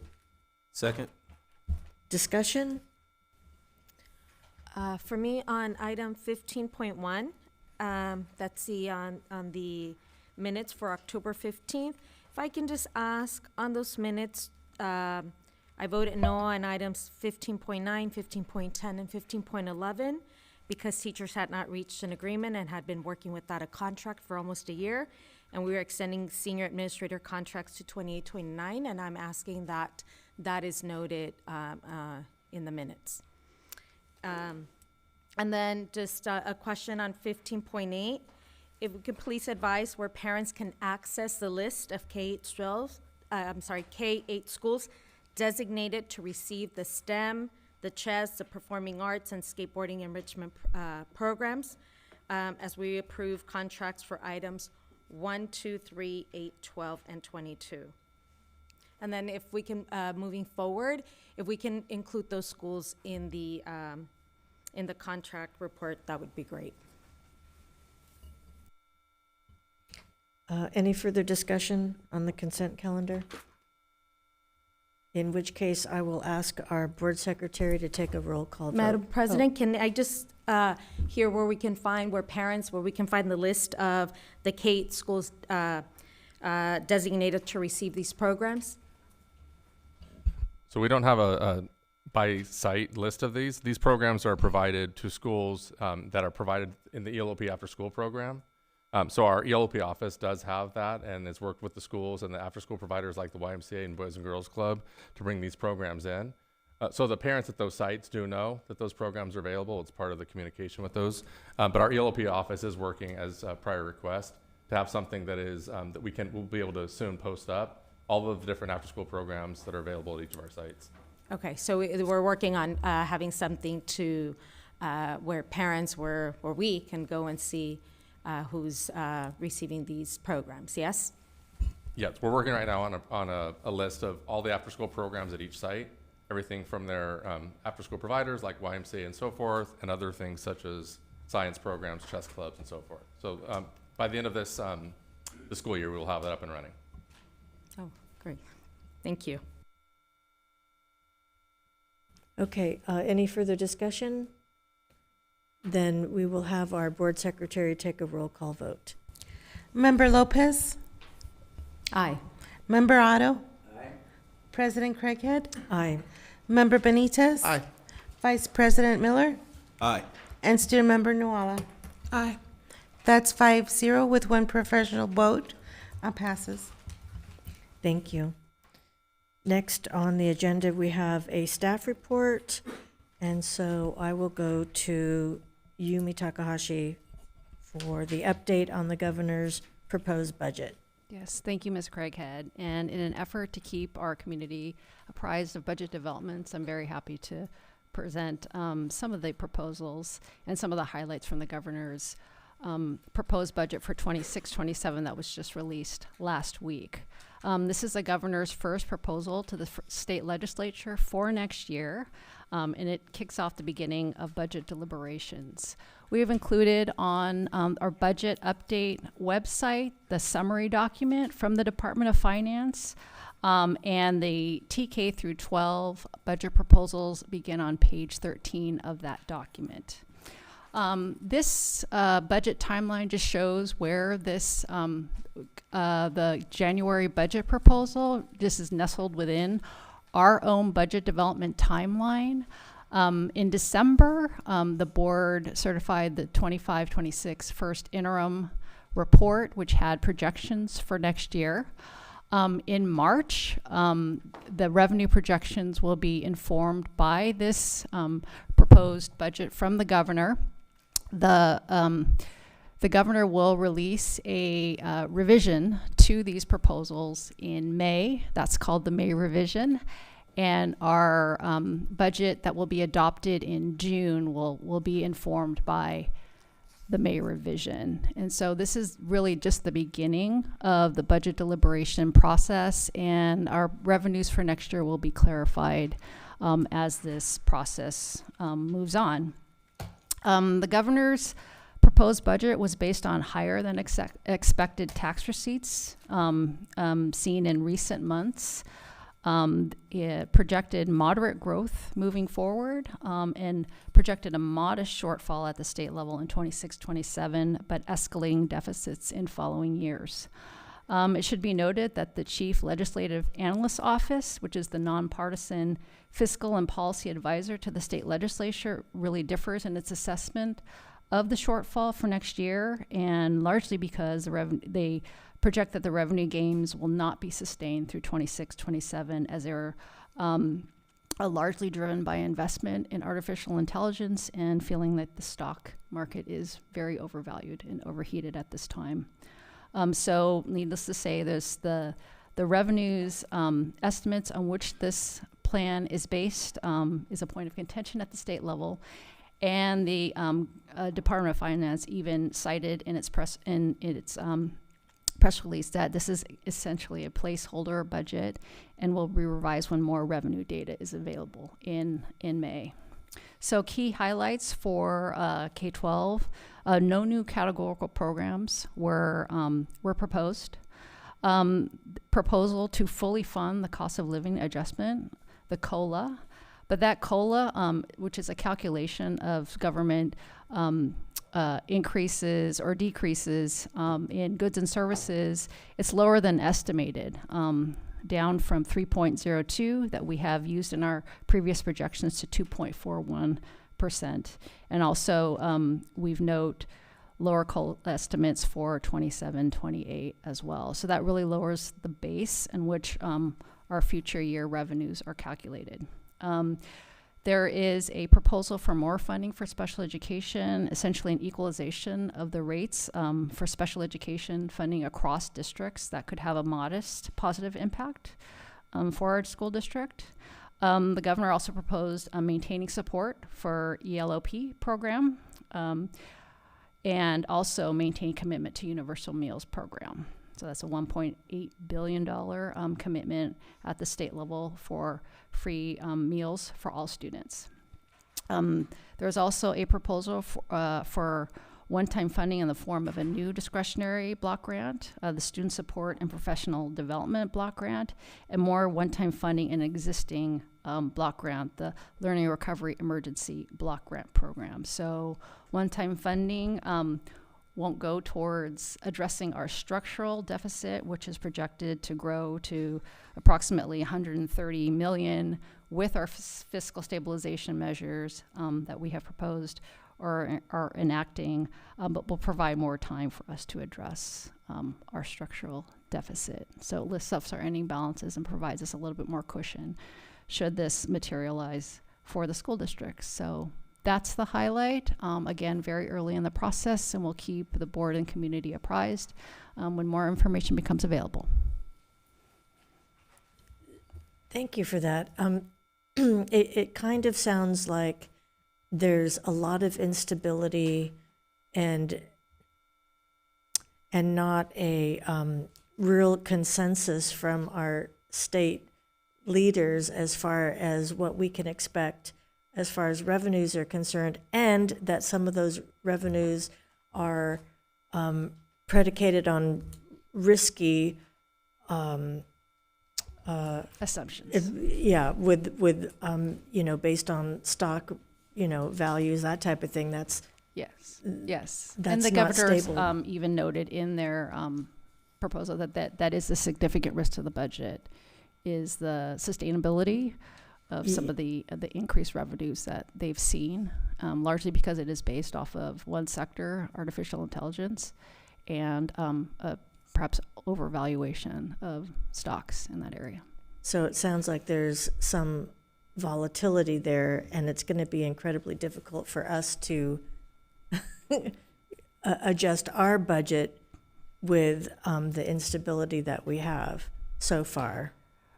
Yes, so we will include assumptions as they become available based on the information that we have, but we do have, again, our balances and what we consider our savings account that allows us some time and some time to adjust, to fiscally stabilize, and thank goodness for that. Yes. Yes, thank goodness for that part. Do we have any other questions or comments? Let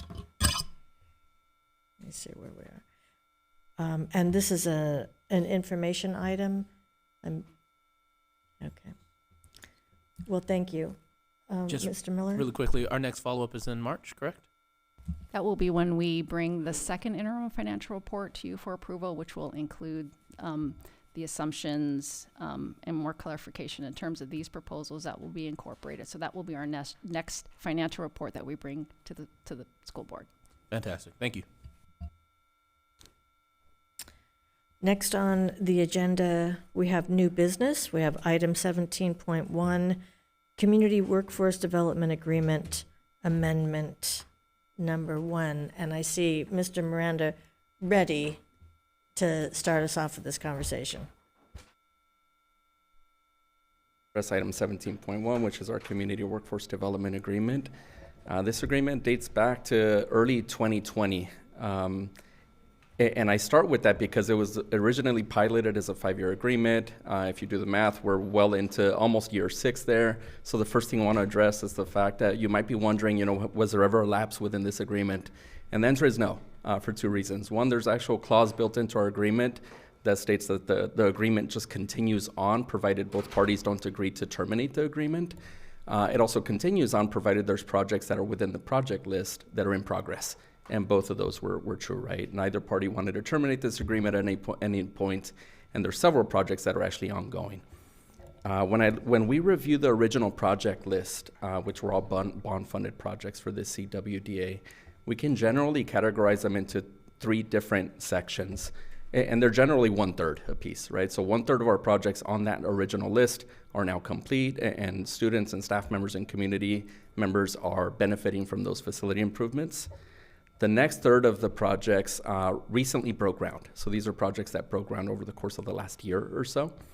And then the last 1/3 are projects that have yet to start construction, but every one of those are in planning or design or due diligence efforts and have starting dates that range over the course of the next couple of years.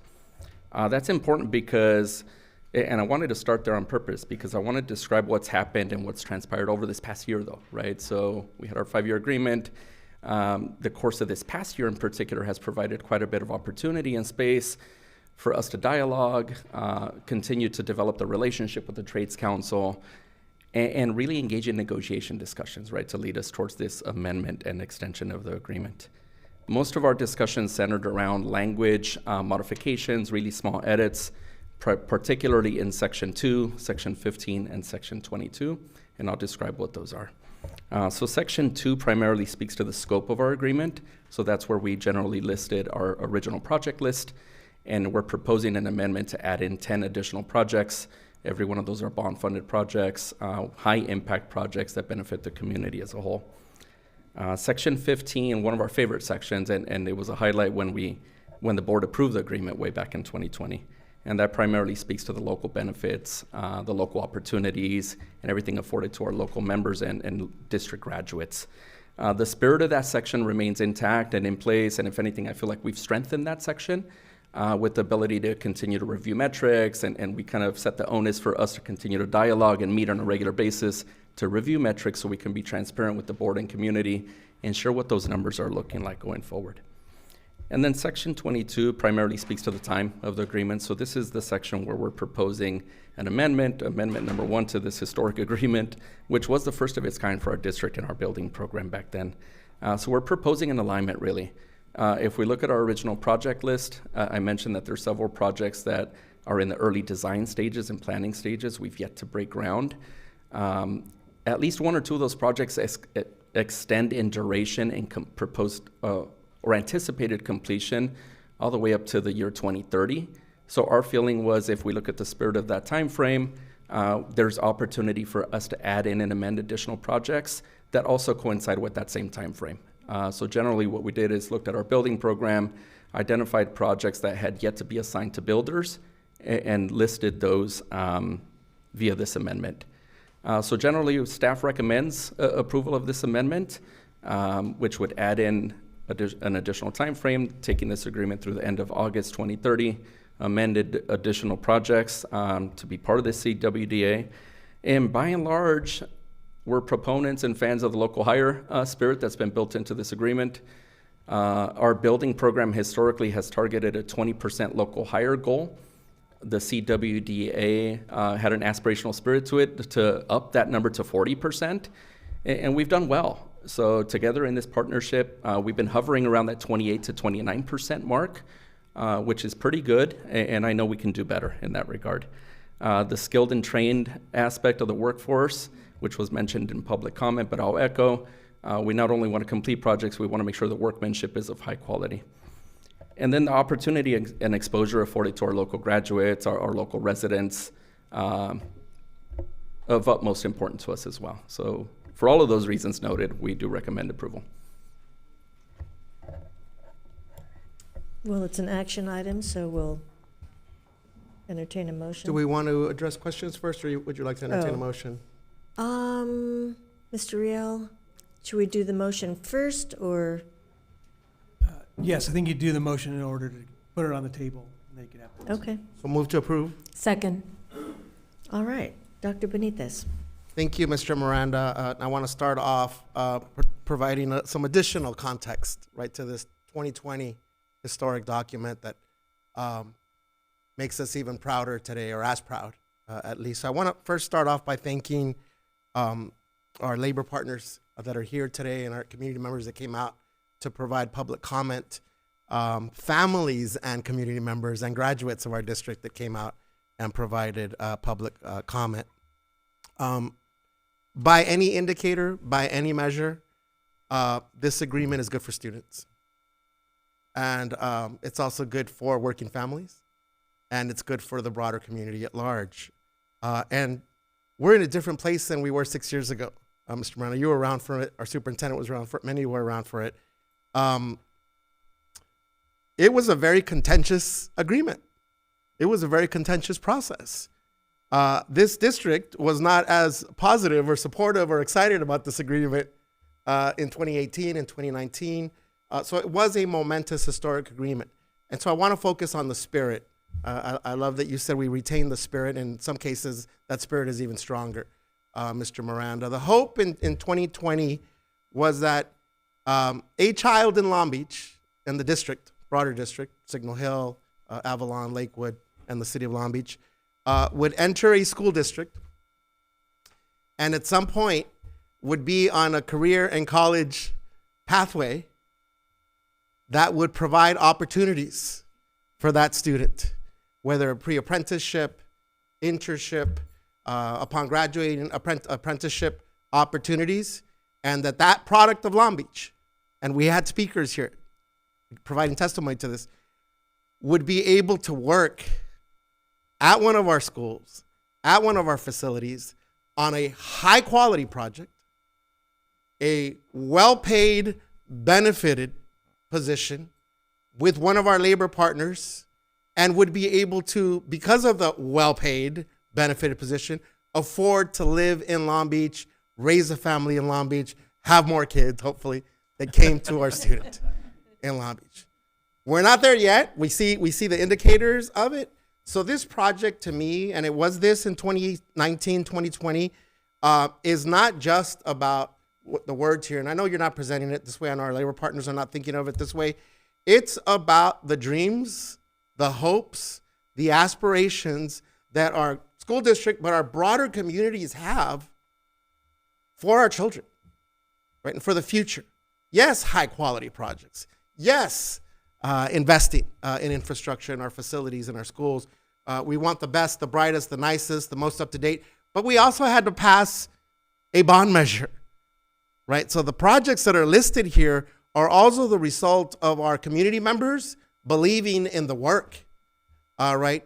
Honoring the importance of the facilities, the spaces, the physical infrastructure that's necessary to provide a high quality education. So I don't want that to be lost, that in the spirit of this, of course the local hire is great, and we're gonna get to that 40%, Mr. Miranda. So one of my questions is, at some point, your office, Mr. Miranda, and look, kudos to you, the team, the business and facilities team, to our community partners, our labor partners for arriving at this recommendation.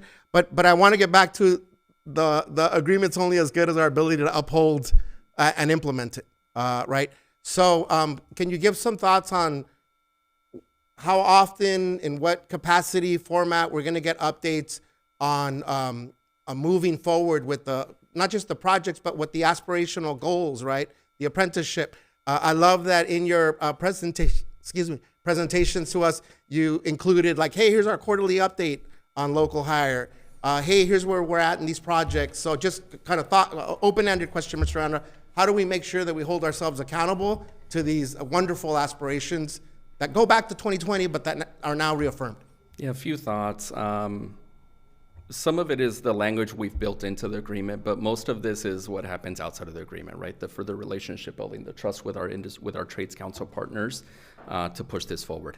So with respect to tracking of the metrics and reporting of the metrics, we've built in an actual time period. So the thinking is at least every 6 months, us touching base, sharing data, sharing information. So Trades Council has their information they track. We have our information we track via consulting partner within our building program, and just doing comparative analysis to see how we're looking.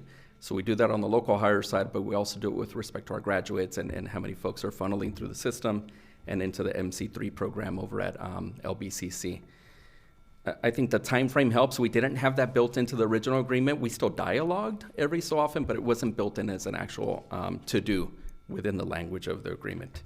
Also, and I failed to note this part, we've had language built into the original agreement that we've modified it slightly with respect to the Trades Council funded apprenticeship coordinator position. There was back and forth dialogue and negotiation with respect to, is that a district position? Is it a non-district position? Regardless, we want the position, right? So that's been funded and it's part of this agreement as well. It's really our to-do now to leverage the creation of a schedule with the help of a secondary office, our high school folks. The Trades Council has committed to at least weekly visits across every one of our campuses, and that's very powerful, right? Because our students may not know these opportunities are out there, these benefits are out there in terms of having a career, having no student debt perhaps as they funnel through the system and are career ready. And with the help of this coordinator position, we'll be able to communicate that information. So we feel really good about that going forward. That's great. Now, just to follow up, it's my only second question, and again, kudos, congratulations, proud moment for me, for our district, and hopefully for our labor partners that are here as well. So we have some work to do in terms of educational gaps still in our system, right? We have our 4 board goals, but in addition to that, a lot of other strategic priorities to dismantle some of the inequities historically that our district has had. Among these, traditionally have been for our most underserved students, to have access to these wonderful opportunities, right? Whether it's through programs or through the pre-apprenticeship opportunities.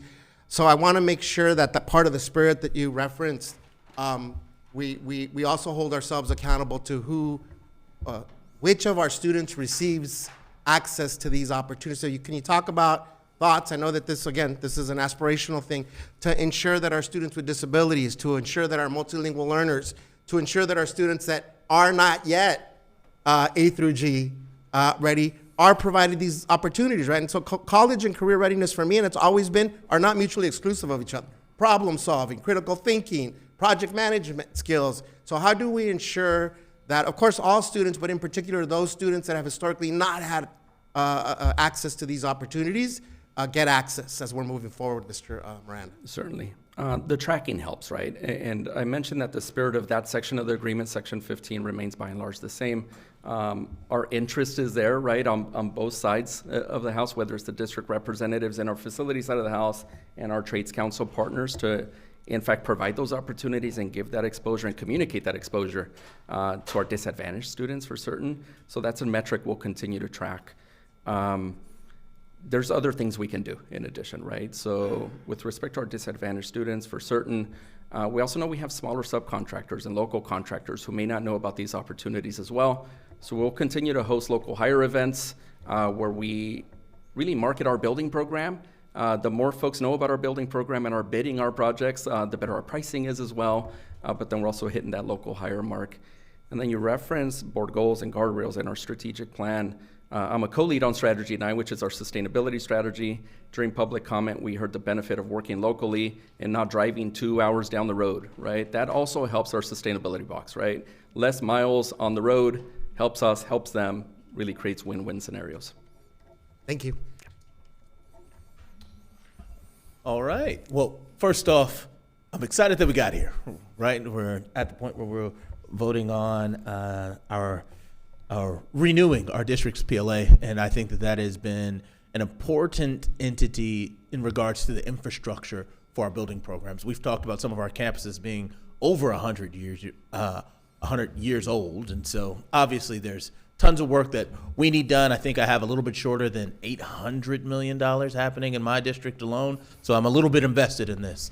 And I'm fortunate enough to have a little bit of experience in this space as well, right, with my previous jobs coordinator services piece. And so that's actually what I was going to bring up here. So I heard that you spoke a little bit to the pre-apprenticeship coordinator piece, right? And so it sounds as though, now correct me if I'm wrong, it sounds as though that they'll be doing a little bit of the role of what I guess more traditionally will be considered a jobs coordinator, which is someone who acts as a liaison between the community and the job site, helping people not only learn about the opportunities that are available within the district or on these projects, but also making sure that they get connected to the resources and or the opportunities within the community, that is the LBCCs or organizations like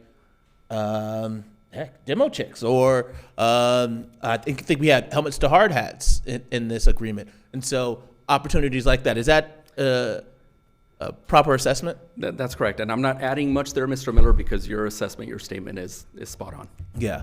And so I think the reason why I'm so passionate about that piece, because I understand from a community standpoint, the misnomer of how we can get into, how community members think how difficult it is to get into the trades. So to have that community liaison, and I'm so glad to hear that we've made sure that was a part of this agreement. It's going to be an important piece to make sure that we can not only remove some of the myths that some of our community members may have about the union process, but also making sure that they get attached to resources. So once again, kudos on all the work that has been put into making this agreement happen, and I'm looking forward to some more great work happening. I have a question. First of all, I'd like to thank all the speakers who took their time off their schedules to come and give public comment. And to Mr. Miranda, on the project list, at the end of that list, we have a TRC building, demolition of existing portable buildings, site work, construction of a new multi-story office and professional development learning center. And then we have also a district administration center, proposed new centrally located administration building, including reception, offices, conference rooms, restrooms, boardroom, and professional development spaces. Can you speak to both of those, please? Yeah, both of those projects were built into our Measure Q bond that passed in November 2022. Yet both of those projects are projects where we're still discussing and dialoguing about the scope of work. So both of those are not in official design stage at this point. So we're really just doing exploratory feasibility type work, assessing really the current life and location of each of those facilities, and exploring opportunities to determine what the long-term plan is for both of those facilities. I'll speak to TRC on its own, and if you're familiar with that location, it's an all-portable campus, right? Portables are meant to last 10 to 20 years. All of those, every one of those has lived, perhaps twice that age. So that's a facility that's vital to our district. It's our professional development hub with larger meeting spaces, yet every one of those facilities has far outlived their life. So the thinking is, and it could be a multitude of things if I just speak to that one in particular. It could be reconstruction. It could be new portables on that existing parcel. It could be a stick-built building that goes a little more vertical to give us more space and more parking within that parcel as well. So we'll continue to explore things on the planning side of the house before we fully refine the scope of work for both of those projects. Where are you looking for the district administration center? Yeah, What sites are we looking at? District Admin Center is twofold in my eyes. One, we're also looking at the efficiency, perhaps sometimes inefficiencies that come with the fact that we outgrew this particular building a long time ago also, which means we have departments and district staff members spread out across a multitude of different sites already. So there's a lot of driving to and from districts for meetings, for services, for various things. The second piece, and it kind of goes to what we're doing here in a board meeting today, we know that we're at the most western portion of our district boundary. It's not central by any stretch of the imagination, difficult to get public transport if folks want to come and address the board. And there's been dialogue and interest in the past from the board and others with respect to perhaps identifying a more central location. So all that to say, and I'm not trying to tiptoe there, but in our feasibility studies and our exploratory work and our due diligence efforts on the planning side of the house, we'll really leave no stone unturned in just identifying other potential locations, perhaps reuse of other properties as well, before coming forward with an actual recommendation on what that project looks like down the line. Thank you. Any other questions or comments? Okay, I think we're ready for a vote. All in favor? Aye. Any opposed? Any abstentions? Our student board member? Aye. That passes 5-0 with a preferential vote from our student board member. Thank you, everyone. And I do believe we will take a break. Can everybody be ready to go at 7:20? Okay, we'll take a, like a 10-minute break. Thank you.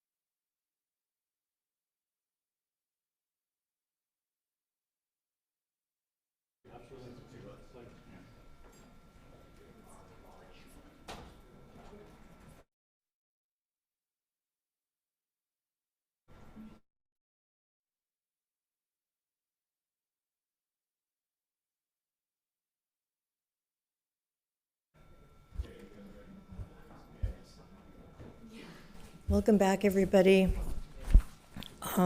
We will get right to it. Our next item on the agenda is the monitoring report for Board Interim Guardrail 3A around dual enrollment.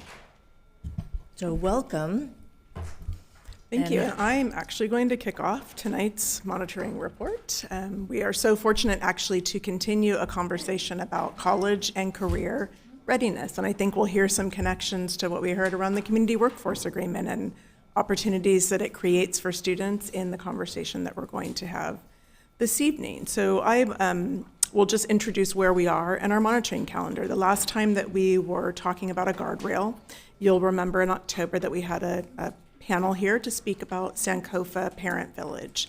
So tonight continues the conversation about guardrails. And as a reminder to our community, a guardrail is actually the representation of the community's values. They come in the form of not statements relative to the work of the superintendent and by nature through the superintendent of staff. And tonight you'll hear about one of our ways of describing the work of Guardrail 3. So Guardrail 3 focuses, and I'll read it for the public. Guardrail 3 is around educational and racial equity. The superintendent may not allow implementation or adoption of any classroom curricula or programming that does not prioritize educational and racial equity.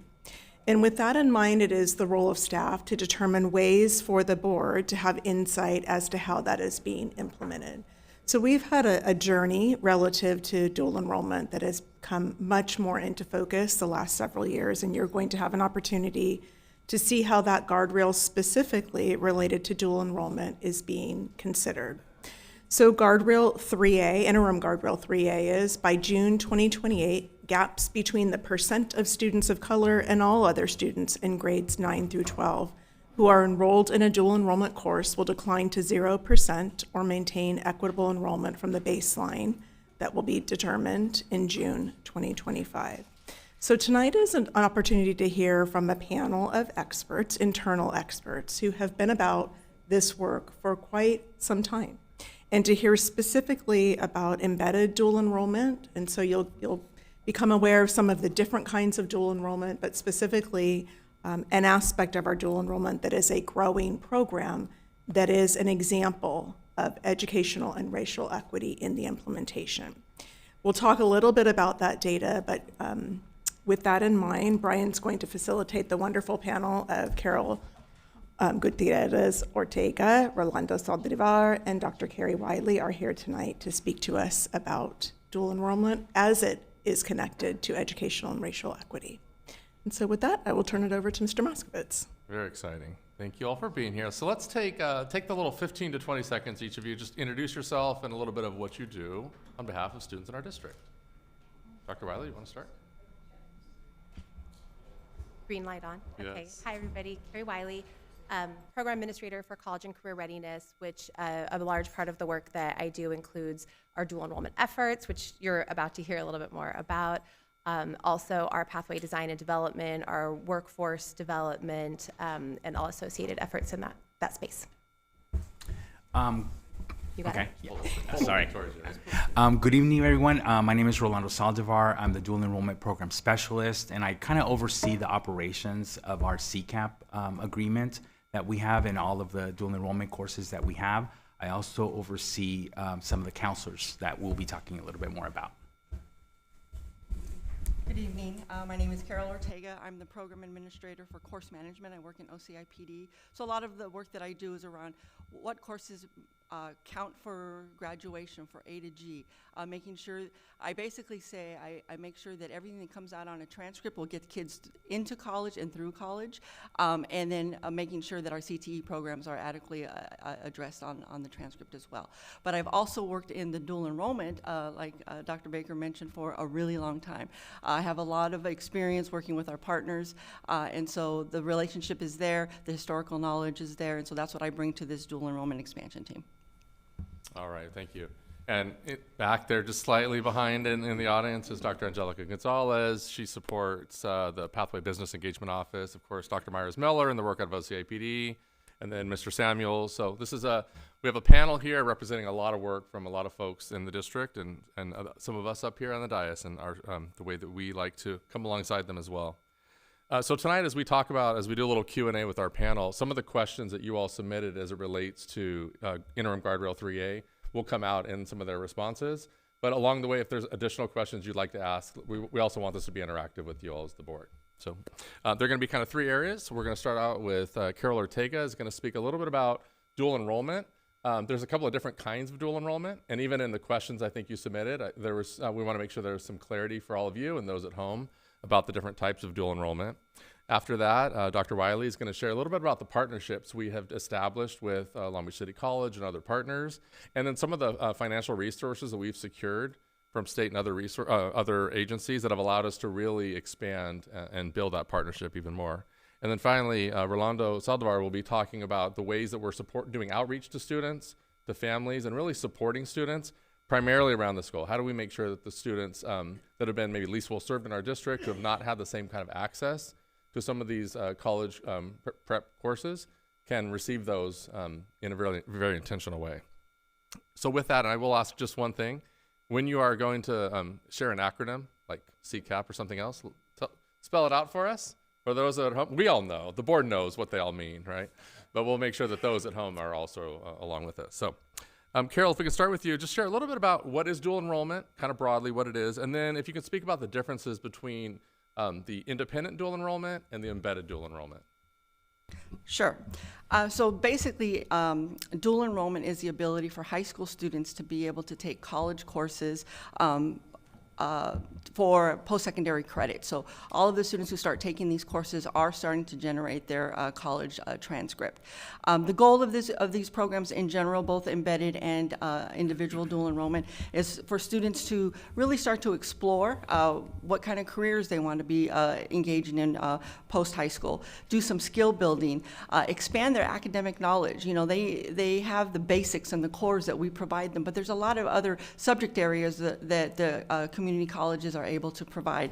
And another area that we really want to focus on is increasing a really smooth transition from high school into post-secondary. So whether that's a 2-year program, a 4-year program, or a technical school, we want to make those transitions smooth and make sure the students feel comfortable. So again, they don't only get in, but they stay in and they complete. So what the intention of this throughout the state is that students will be able to enroll in these post-secondary programs and complete these programs, and that also includes technical skill programs as well.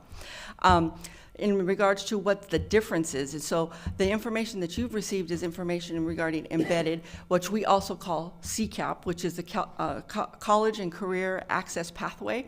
And so those are the college courses that we offer on our high school campus. And that's a really relatively new phenomenon in Long Beach Unified. We've done dual enrollment for a really long time, but we haven't done CCAP for a really long time. And that's bringing those courses onto our high school campus so that students are able to have access to them very quickly. So sites, they select the courses that they would like to offer based on their pathways and their programs at their schools. They bring that to our dual enrollment team.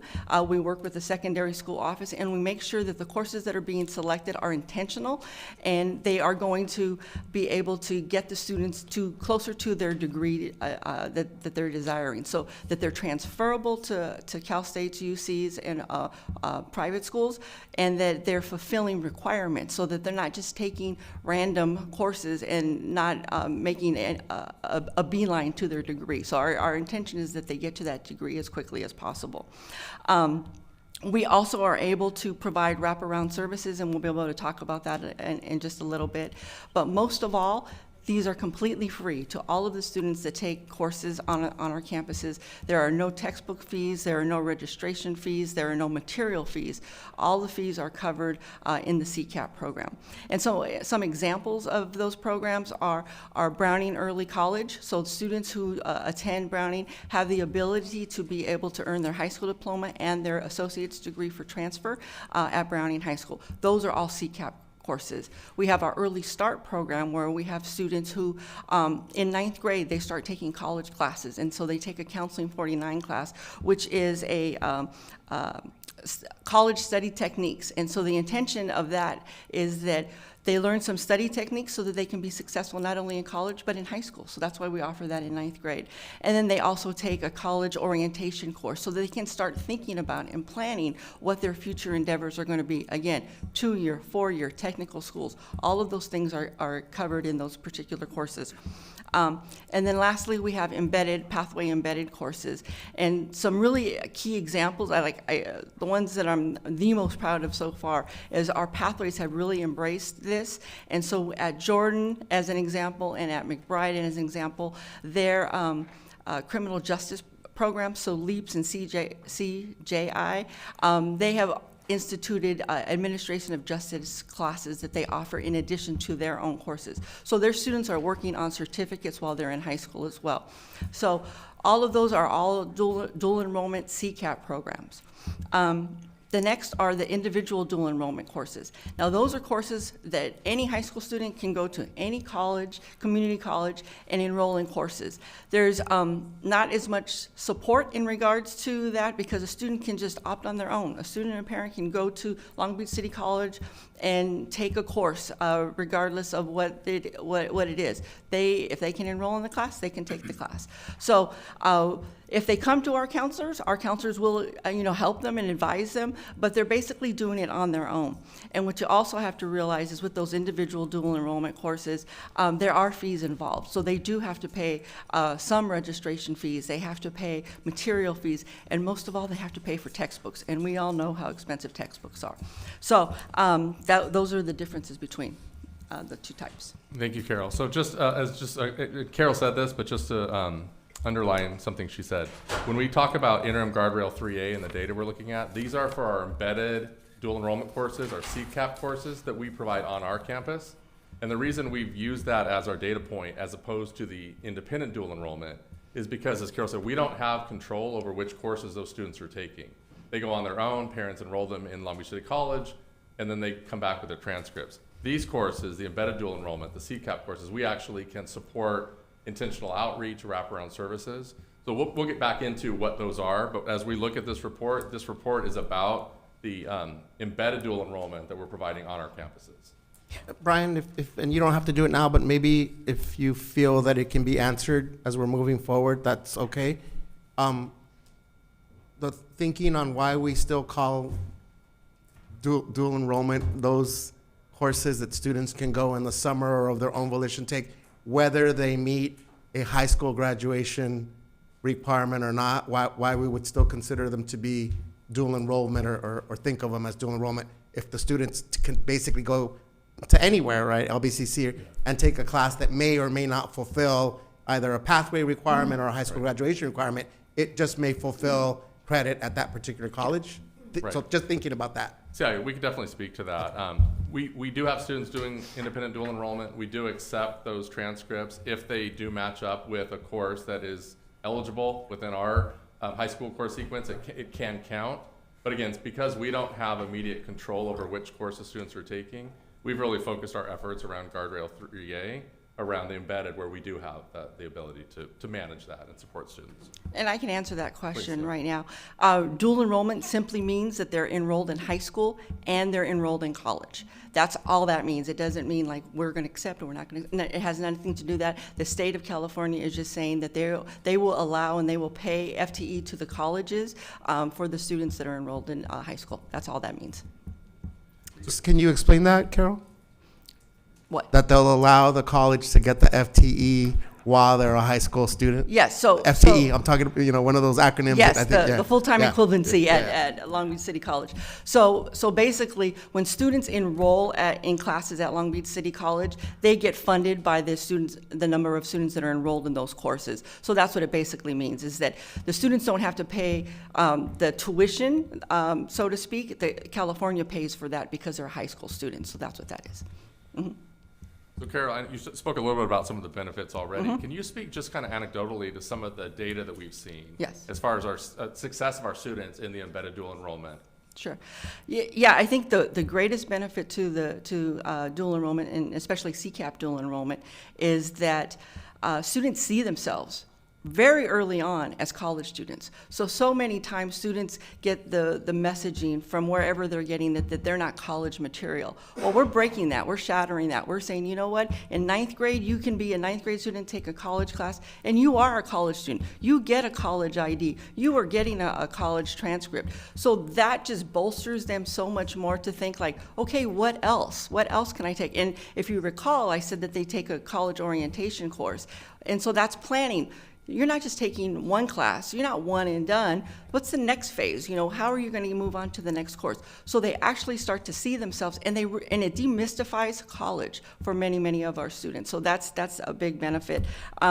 We've talked about the fees, how there's no fees involved. But now if we're doing these embedded dual enrollment, there's no need to consider transportation. How am I going to get there? It's already on campus. There's no need to figure out what time, how do I fit it into my schedule? I just go to high school and I'm able to fit that in. So if students know that these courses are available to them on their campus, they are taking advantage of them. And so the success rate, we really wanted to highlight that for you. Our students who take these dual enrollment classes, of all of our dual enrollment classes, and we're going to talk about that a little bit more, is a 92% success rate, which means that they have earned an A, B, or C in their course, because colleges do not accept Ds, right? So to be successful, you have to earn an A, B, or C. So to have our students have a 92% pass rate, our success rate, it's phenomenal, especially when you consider that the origin students at Long Beach City College, their average pass rate is 69%. So we're doing a really good job, and our kids are doing a really good job because, again, they have bought into the idea that they're college students, and they're bringing it so that they can prepare themselves for their future. If we can, so we actually have our board members and senior team, we all have a stapled packet here. We're just going to reference some documents here just for your information and also for those maybe looking at home. If we can go to the second slide, those who are maybe controlling the slides. Where do you want me to? Oh, you have it in front of you? Sorry. There you go. That's it right there. So this is, these are the courses, the CCAP embedded dual enrollment. There you go. Courses that we currently offer across our district. They're not at all of our schools. Some of them are pathway specific at certain sites, and you have a list of them here as well. So when we're talking about the embedded dual enrollment, there are they're very specific courses that we offer. Okay, so let's talk a little bit about some of the partnerships. You've heard a lot about Long Beach City College. We've had great partnerships with that. So Dr. Wiley, can you speak to a little bit about how we've leveraged partnerships? We'll talk about the institutional partnerships, and then we can talk about some of the financial leverage that we've done as well. Yeah, no problem. Well, we're really lucky with our partners because we're building on a really strong and historic relationship with LBCC. As Carol spoke to, she's bringing years of experience in working in the dual enrollment space with LBCC.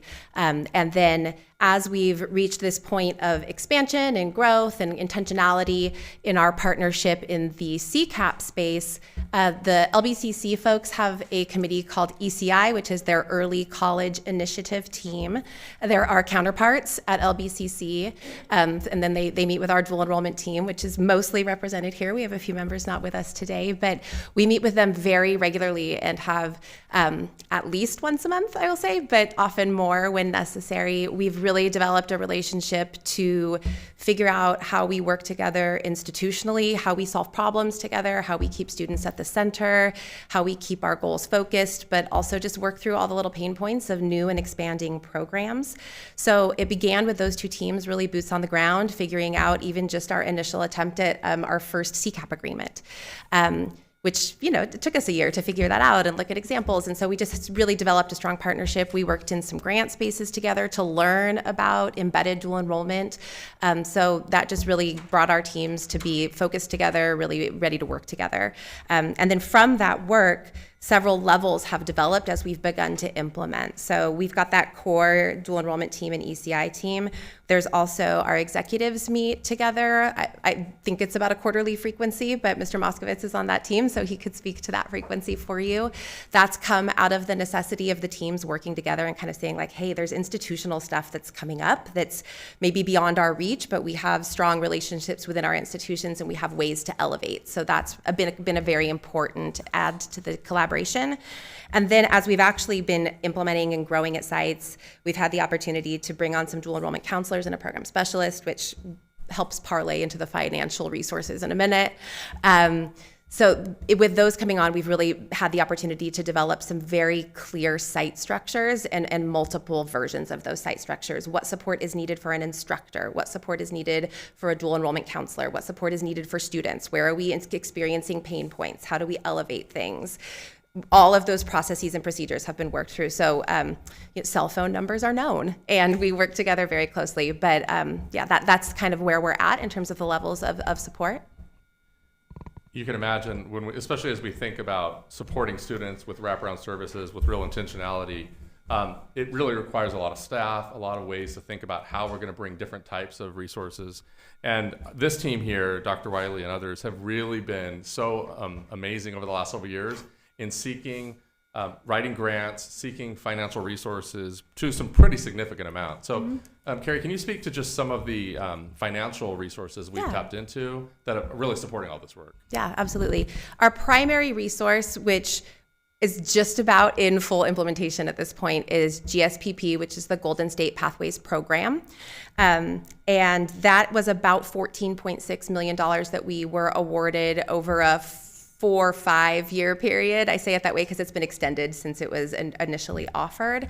That funding has allowed us to bring on the staff and both institutions. So the way that we structured approaching that was very collaboratively with our LBCC partners to identify where we anticipated the most pain points and how we could use that money to provide the resources, which in this case was abundantly in staffing, to figure out how do we build the systems, how do we make things run efficiently, and how do we work through these problems, and the successes, right? That just being able to figure out how to do the work together. So those resources have supported on our side primarily the hiring and implementation of 8 dual enrollment counselors that cover all of our sites. They all support at least 2 sites, and Rolando will talk to that a little bit more later, I think. We've also subcontracted a decent amount of money, which you all have approved as they've come through with contracts, to support hiring some dedicated staff on the LBCC side to help manage the influx of LBUSD students into their system. So that includes an admissions and records technician, which they're in process for, a disabled students programs and services. Sorry, DSPS is what we say over and over. That's the acronym, but it's Disabled Students Programs and Services Coordinator, a Career Pathways Coordinator, dedicated counseling hours for their regular counseling staff, and also professional development funds as we go into a space of more college instructors taking on high school students. Second one. We also have a College and Career Access Pathway, CCAP grant. That's another $2.1 million. That one is a shorter term. It's ending a little bit sooner.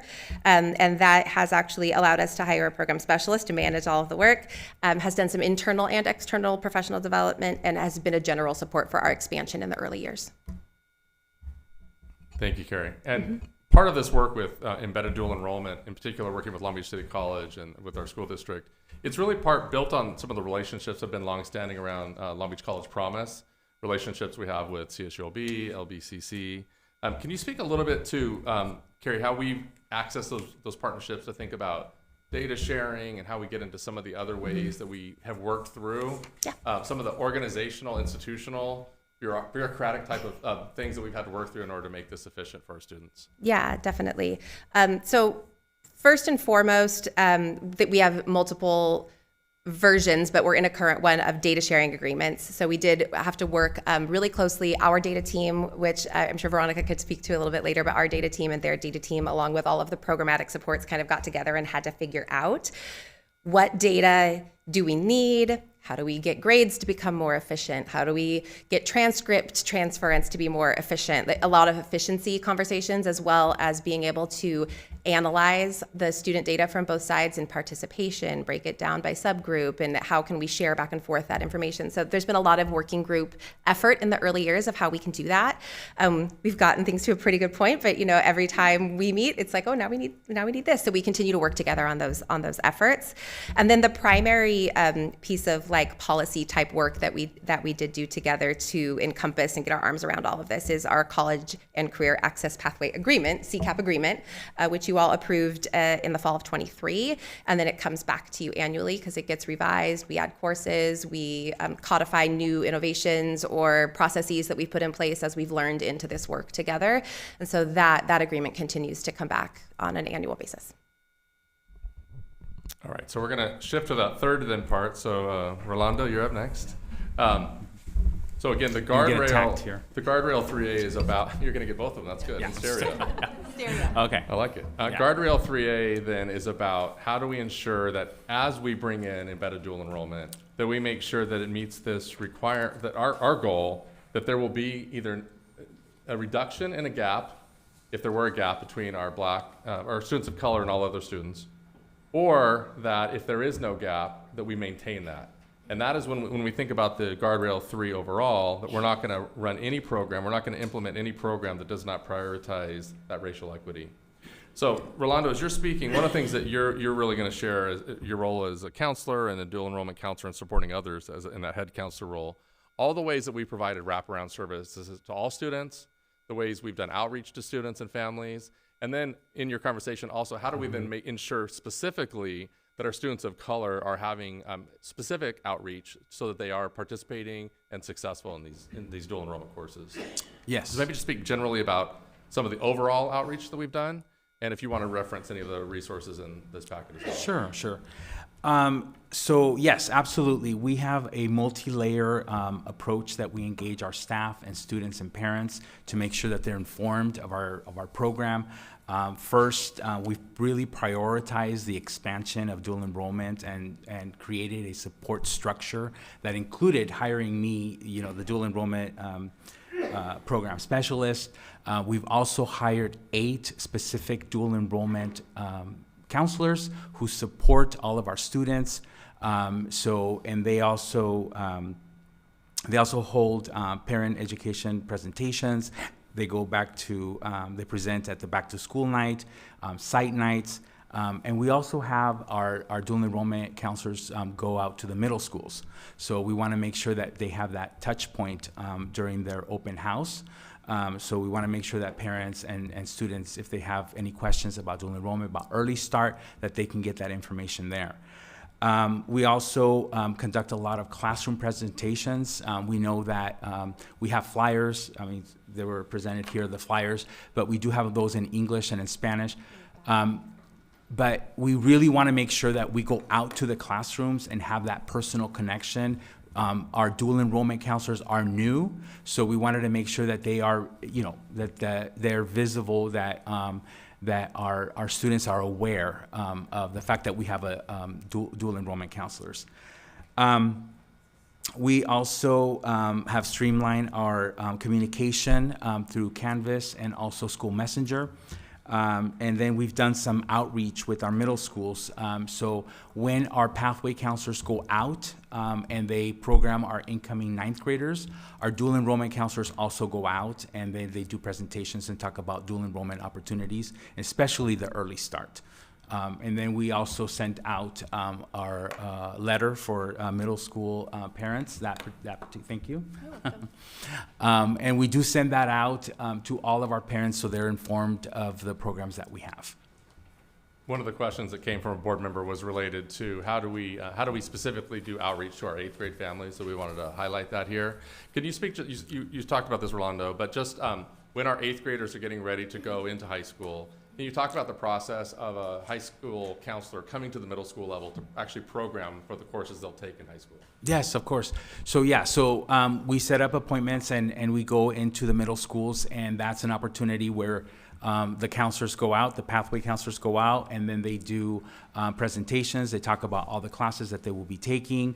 And during that process, we're able to also include our dual enrollment courses. That's great.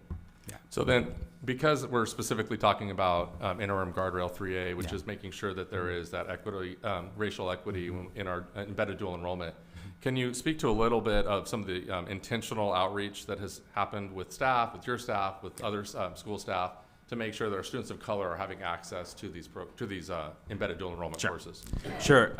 To provide students of color with equal access to dual enrollment opportunities, we really have tightly aligned our efforts with the college and career access legislation, which really highlights the fact that that the dual enrollment needs to have access to our historical underrepresented student population, and so who might not otherwise be part of the college, taking college courses. So we, as a counseling team, really focus on that part of the legislation.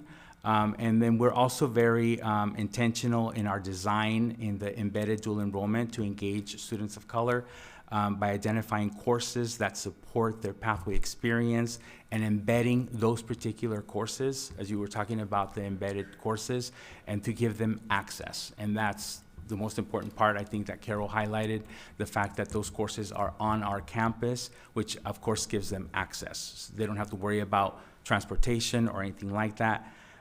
So also, we also coordinate our outreach efforts with ELAC, with Coffee with Principals and with Parent Village to provide dual enrollment opportunities there. And this year, we've also worked with our head counselors and our pathway counselors to incorporate our CCAP courses in our course selection sheet. So now students are able to really plan ahead, and this is of course our learning that we did from last year. So they're able to really plan ahead, and we really focus on those particular students.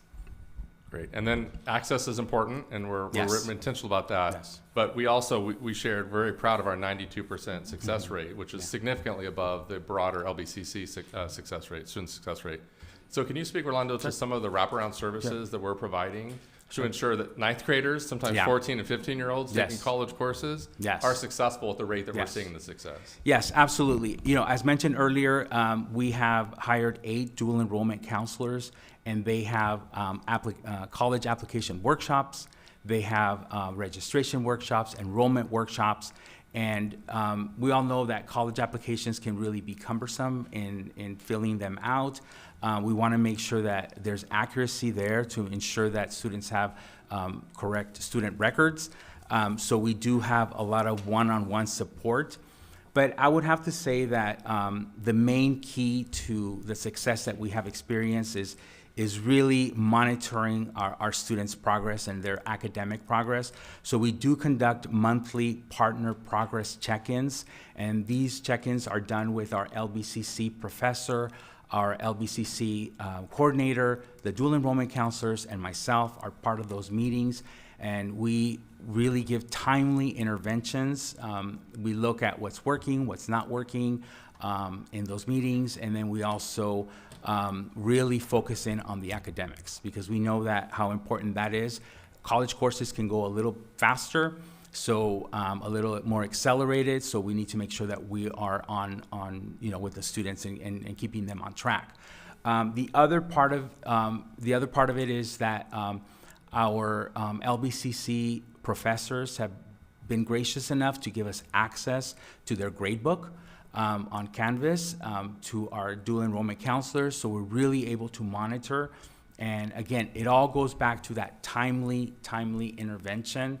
Through that, as Carol mentioned, we're able to do a 92% overall success rate for our CCAP dual enrollment classes, which are our early start and also our pathway embedded courses. We could probably spend hours talking about dual enrollment. If there are any questions specific to embedded dual enrollment, anything that was shared, feel free to ask, and then Dr. Baker will get us back into the actual report, and we'll talk about some of the data in the actual report. But do you have any questions for the panel about CCAP, dual enrollment, wraparound services? I have a quick question. Are all embedded courses in person, or are there some online courses?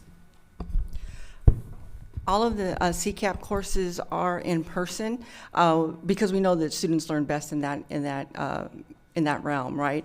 There are certain times, we have Avalon, who is a little far away, so those students are also experiencing dual enrollment. So there we will have synchronous courses that they will meet with their students over the internet. But by and large, when you saw that list of all those courses are held on our campuses with the instructor in the classroom.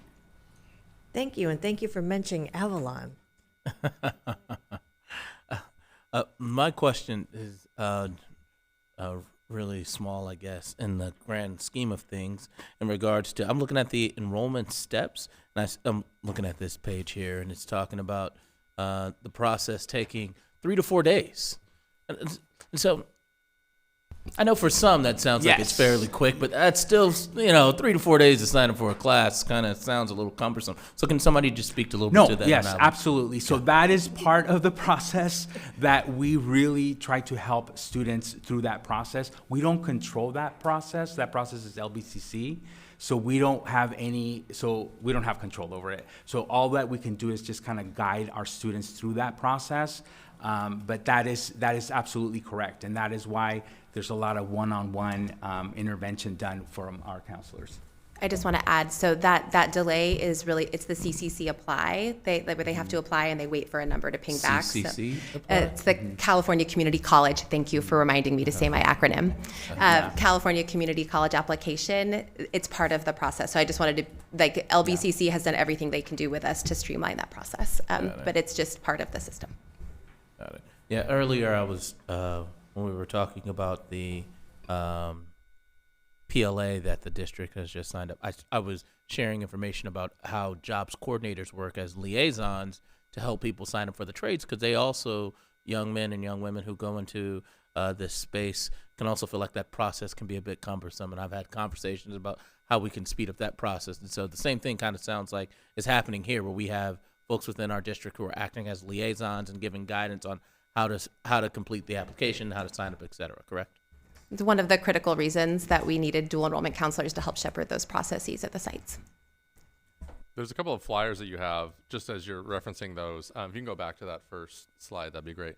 So the first one talks about those 9th and 10th grade courses that are available. The second one that we gave you an example of is, this is an example from Lakewood High School, but each individual high school that offers the embedded dual enrollment, they have their own separate flyer that's created in partnership with LBCC that allows students to know exactly what's being offered at each site, that are oftentimes aligned to the pathways within that school. Dr. Nunez? I'm going to save my strategic question to when we get to the data, but I'm going to be a little facetious here. Given the Mr. Miller set me up. So speaking of cumbersome application processes, if there was only a state policy, Dr. Baker, that guaranteed direct admissions to all this time and energy and staffing and resources needed to address these cumbersome application process, right? If only there was a state policy that could be a part of the Long Beach College Promise. But here's my tactical question. I'm being facetious, but not so much, right? Because there is a way to have direct admissions and not have it be as cumbersome for students. So my question is more around the additional supports provided through these grants, Dr. Wiley, and specifically, given that my understanding is that it is, in the cases that you've referenced, it's LBCC instructors, right, that are teaching these classes. Given that they may not be experts in teaching high school students, that they may not be familiar with high school accommodations or modifications for students with disabilities, that they may not be inherently in alignment with our culturally sustaining, culturally affirming pedagogical approaches. What kinds of training, professional development, supports, how do we make sure, and not that they're not good instructors, but it's a different population that they're serving at the college level. How do we ensure that the quality of instruction and the instruction itself aligns with our values, with our priorities, with our strategic, with our strategic priorities? I'll start, and certainly my colleagues can add. From the structural standpoint you asked with the grants, so we do have embedded in actually both of those two resources the ability to contract out with some partners. We've contracted with Career Ladders Project to support, actually yesterday, was it just yesterday? It was yesterday. We were at the all counselors meeting, all counselors meeting, right? We were at the all counselors meeting and we had a Career Ladders Project there. We also had a representative from LBCC there doing some training around the DSPS programs. And so we utilized that funding to try to bring in supports for PD, both on our side of the house. And then we also have created some structures for orientation for dual enrollment instructors at the beginning of each semester. Our dual enrollment counselors are involved in that. Rolanda was involved in that. Carol and I have each been involved in that over time. That has been something we've learned into and iterated and intend to continue iterating upon to address exactly what it is that you're talking about. And then when they are working at that site level that Rolanda was talking about, when you are talking about individual programs, students, classes, how can we help, what is needed? There's a lot of real-time support provided with those structures if instructors are having any questions or concerns or wonderings about how they can navigate that high school environment. Yeah, and I'll be a little bit more specific. I think I didn't ask the question as elegantly as I could have. So you shared that there was funding for a DSP. Yes, I'll say it. Yeah. I'm so bad at saying this acronym. It's a Disabled Students Programs and Services. Yes, so I know, for instance, just with our local partners here, CSULB, LBCC has a version of our SPED office. You know, at CSULB, I'm familiar, it's BMAC. LBCC has a version. How are we aligning and coordinating efforts, in this case, for our students with disabilities? So we've had the staff from DSPS, which is, the director, from DSPS, Disabled Students Programs and Services. I can't tell you why that's so hard for me to say. But she has come and worked actually with our special education department in conjunction with our dual enrollment office. And we have created some supports and some guidelines for how to navigate those two processes that are often can work in tandem, but can sometimes have some differences, and how to work through some decision flows and how to work through some guidance on making sense of those two different programs and the overlap and the differences. And I do want to add that, yes, each institution has their version of DSPS, but the way that they interact with students is very different. So we have our IEP, they create their own plan. And so what we have done is another component of getting students enrolled in dual enrollment early is taught them how to navigate that system. So alongside with us, we're walking side by side with them so that they can choose to opt into the DSPS, because they have to opt into those programs at the colleges. So just yesterday, that presentation that we were talking about, the director of DSPS was presenting to our counselors so that all of our counselors understand the FERPA implications and things of that nature. So that is definitely an area. And like Carrie said, we created a document to say these are the types of accommodations, modifications that LBUSD can do through an IEP. These are the types of accommodations, modifications that Long Beach City is able to do through DSPS. So we have addressed that. But it's a continuous work in progress. Thank you, team. You're off the hook for a moment, but stay right here. We may come back to you. So, Dr. Baker, I'll hand it back to you for the report itself. Yeah, thank you. Such incredible work that you are leading with your team, and just what a wonderful opportunity through the lens of a guardrail to hear about other work going on. Tonight's focus, you heard multiple references to independent dual enrollment, and without a lot of detail, what I will say is when we got to the interim guardrail and had to make a decision about how to word towards a baseline in terms of the racial gap, part of our insights came from looking at independent dual enrollment data, which was not representative of our student body. And so with an opportunity to build something and to start somewhere, and then as you see in the report, there's notation about that we want to continue to expand, but expanding in a way that represents racial equity and building a program with that in mind. So you've heard about all of the ways that could happen. There are other risks to independent dual enrollment that students bear. They often don't know the risks they're going into. For example, if a student takes a class withdraws, and or does not pass the class, and Carol can speak to this in depth, what that does to their transcript, what that does that puts their student aid at risk into college. So while it sounds good to independently be independent and take a class, it is risky for students. And so this pathway, with all of the wraparound services and the intention, and of course all of the elements of being on a high school campus where every student can attend, is even more than what we have heard tonight. But our insights about the goal, and the TBD is actually June of this year. So this is insight, and it's an interim report with final data coming in June. And that may allow us as a team with our research office to adjust the way we even state the target. So just to say that. There's all of the parts of the report are there. So if there are specific questions, we do have another monitoring report tonight. But if there are specific questions, but you can see what I just illustrated, I think there was a board question about if there isn't a gap. And my explanation goes back to the independent dual enrollment, and then currently there is not a gap. Our work will be to strategically ensure that no gap exists in the future. So building from this front point forward, we have a different opportunity than trying to go back into something and try to reduce a gap. Dr. Baker, on that note, because if that's the question you're referencing, I think it was my question around then what other kinds of indicators and or, indicators could we think about? Has there been any strategic thinking? Is my strategic question. Just looking at determining whether we're being equitable or not. I love the 92%. Again, is there strategic thinking going on around, well, 92% is A, B, or C. Is there a gap on which students are getting C's if there are more students getting C's versus A's? Because the 92% is great, right? And it's way better than what our partners are doing. But then within the A, B, and C, do we see any gaps?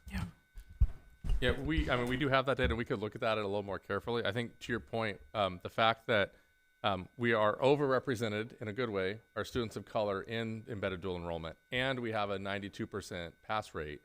And the great news, while GPA matters, if a student gets an A, B, or C, they get college credit for that.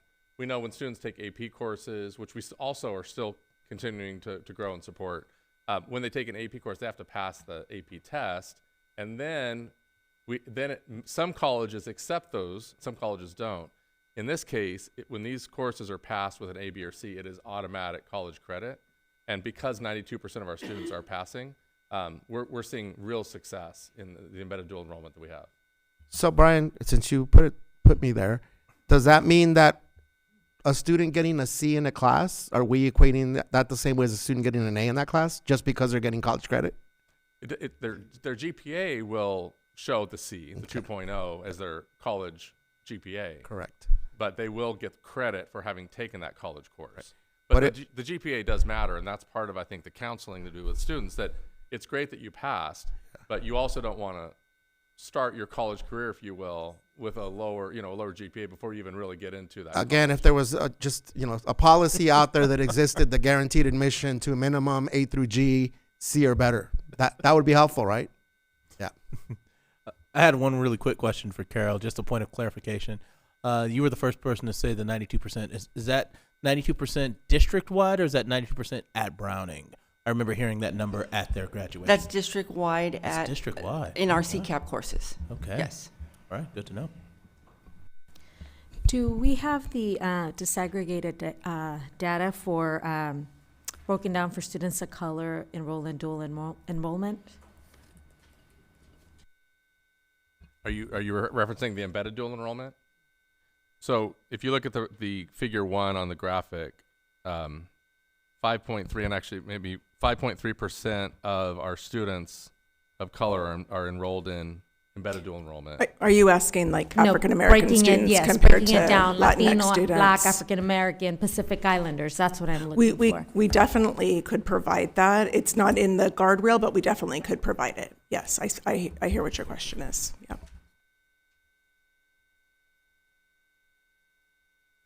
Okay, I think we're ready to move on. This is an action item. Oh, I'm sorry. Please. Move I'm to sorry. accept monitoring interim guardrail 3A monitoring report. Second. Any discussion? All in favor? Aye. Any opposed? Any abstentions? That passes 5-0. Great job, everyone. Yes, thank you very much. I did have that in my notes that we needed to vote on that, but it was covered with all my papers. So it's nice to have help.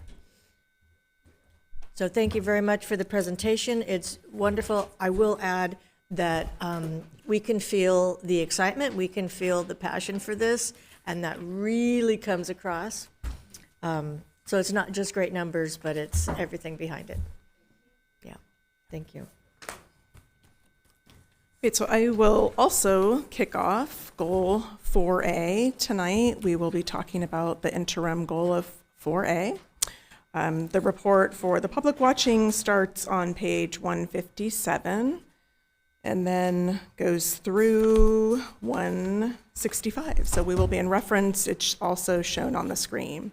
We accepted a number of questions from the board, and so we have worked to incorporate those questions into our team's response tonight.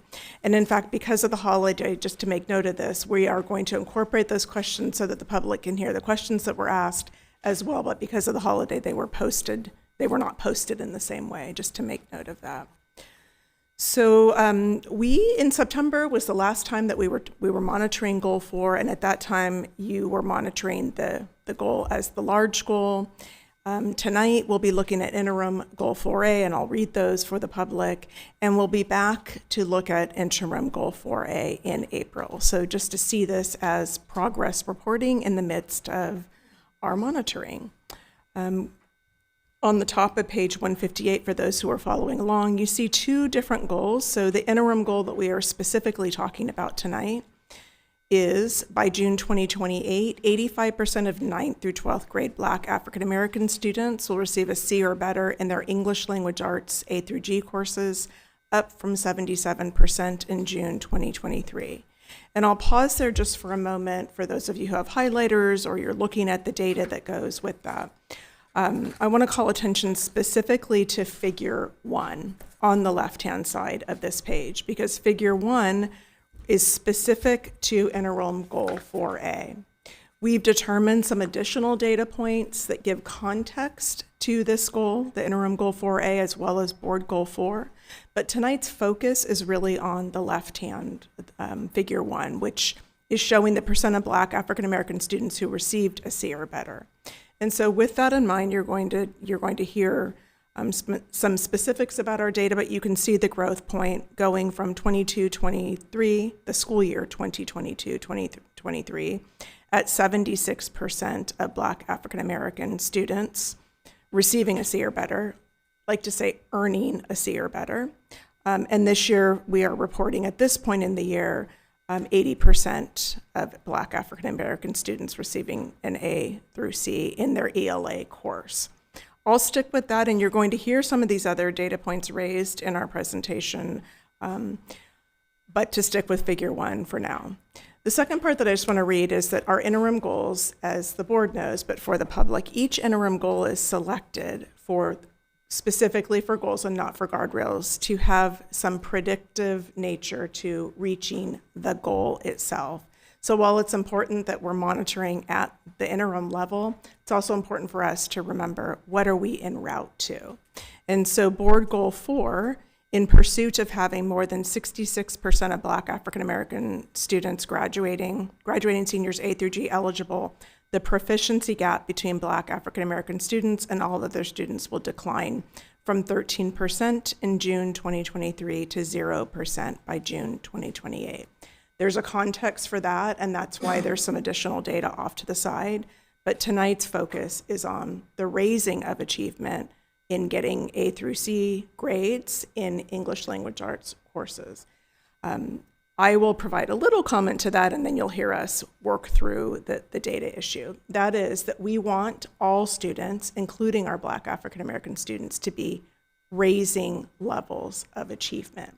We never want to be closing a gap by somebody being stable, not growing, or declining. And so just keep that in mind even as you ask your questions and think about, there's some gap over here on the right that isn't specific to interim goal 4A, but we never want decline to equal out or to close a gap. Our team's going to talk about several different aspects and include all of the questions that the board asked in several different areas. One of the questions that was asked that I'll just kick off with is, what are the contributors to the success that we're seeing? So you're going to hear some detail to this, but you're going to hear conversation most notably about improving quality core instruction that has cultural relevance in it, the strengthening of Black students' sense of belonging. We believe that is a contributor. Professional learning for teachers, which we have made a huge investment in. And then monitoring processes that are not the same as they used to be, but with specific precision and attention to our Black African American students in new ways. Thinking about them as change ideas. So a monitoring report of 2 years ago does not look the same as a monitoring report at this time. You'll also hear us talk about equity and grading policy. So we are in, of course, the second year of implementation of the equity and grading policy. That has a dynamic to it that we expect gives students new opportunities to earn A through C, specifically earn. And that's important when we think about an equity and grading policy and the messaging that goes with that. It is opportunity to retake with some guardrails, to redo assignments, to turn in assignments in a very specific window that allows a student to not lose hope that they have reached a point where they can no longer make up work, turn in work, and to retake assessments that are very important to them, earning the grades that are there for them. That is a key factor of the equity and grading policy implementation for us. And then we'll get into the next set of details, which are around key drivers. Where is a lot of focused leadership effort? Where are teachers and principals working together at the site level? Where are counselors supporting students? And those key drivers will be no surprise to you all, which have to do with professional learning, professional development, supervision and coaching of principals and of teachers, the newer monitoring and accountability systems, and then interventions and supports. Did I cover my key points? All right, team. So I am passing to Breakthrough Success Community. You're going to talk about that relative to interventions. Okay, we've got it. All right, Dr. Myers-Miller or Mr. Samuels, who will take it from here? Good evening. I would like to take the opportunity to address one of the questions that was brought forth by one of the board members related to how do we ensure that our students and our teachers are engaging in culturally relevant our students are engaging in culturally relevant materials and resources as they are in their student learning experience.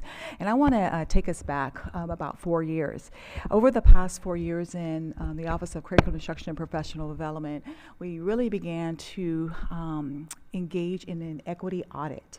And that equity audit allowed us to really look at our current student learning experiences in our curriculum units, and we were able to really dig into what we are offering our students, really uplifting their voice, is it connecting to their identity, using the framework with Goldie Muhammad.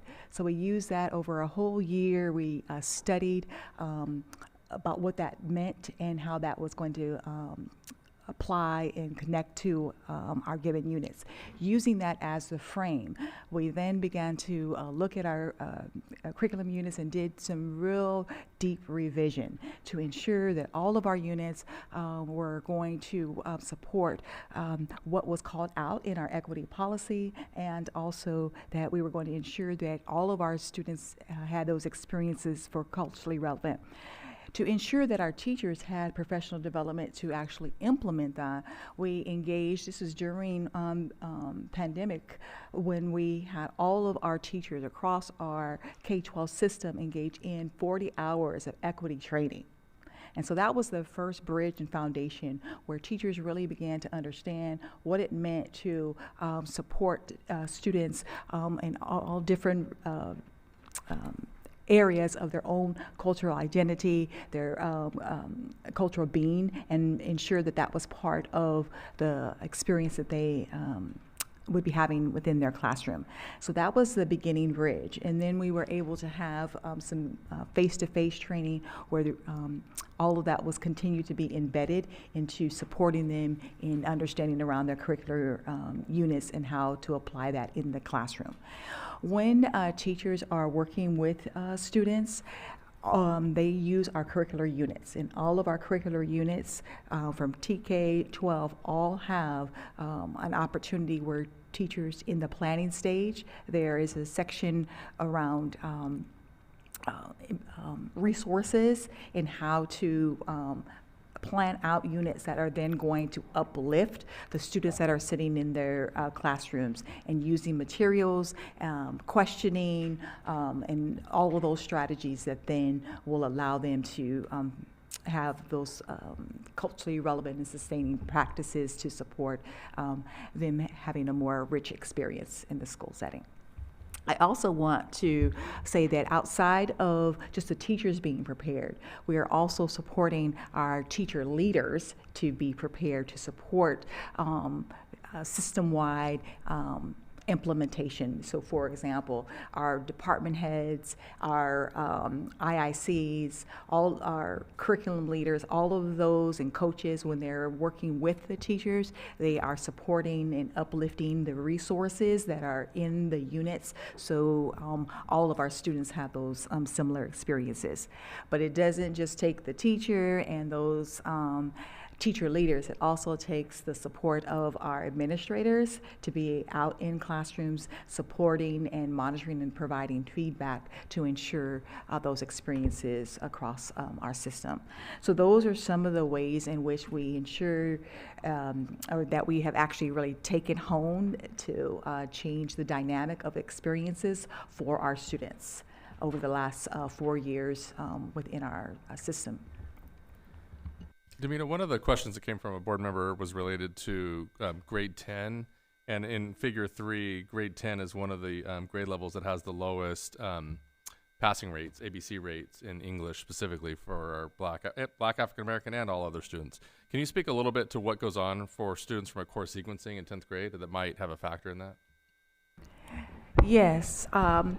I would like to, before I speak specifically to 10th grade, I would like to take you just on a small continuum of the 9th grade experience and then also the 10th grade experience for students across our system.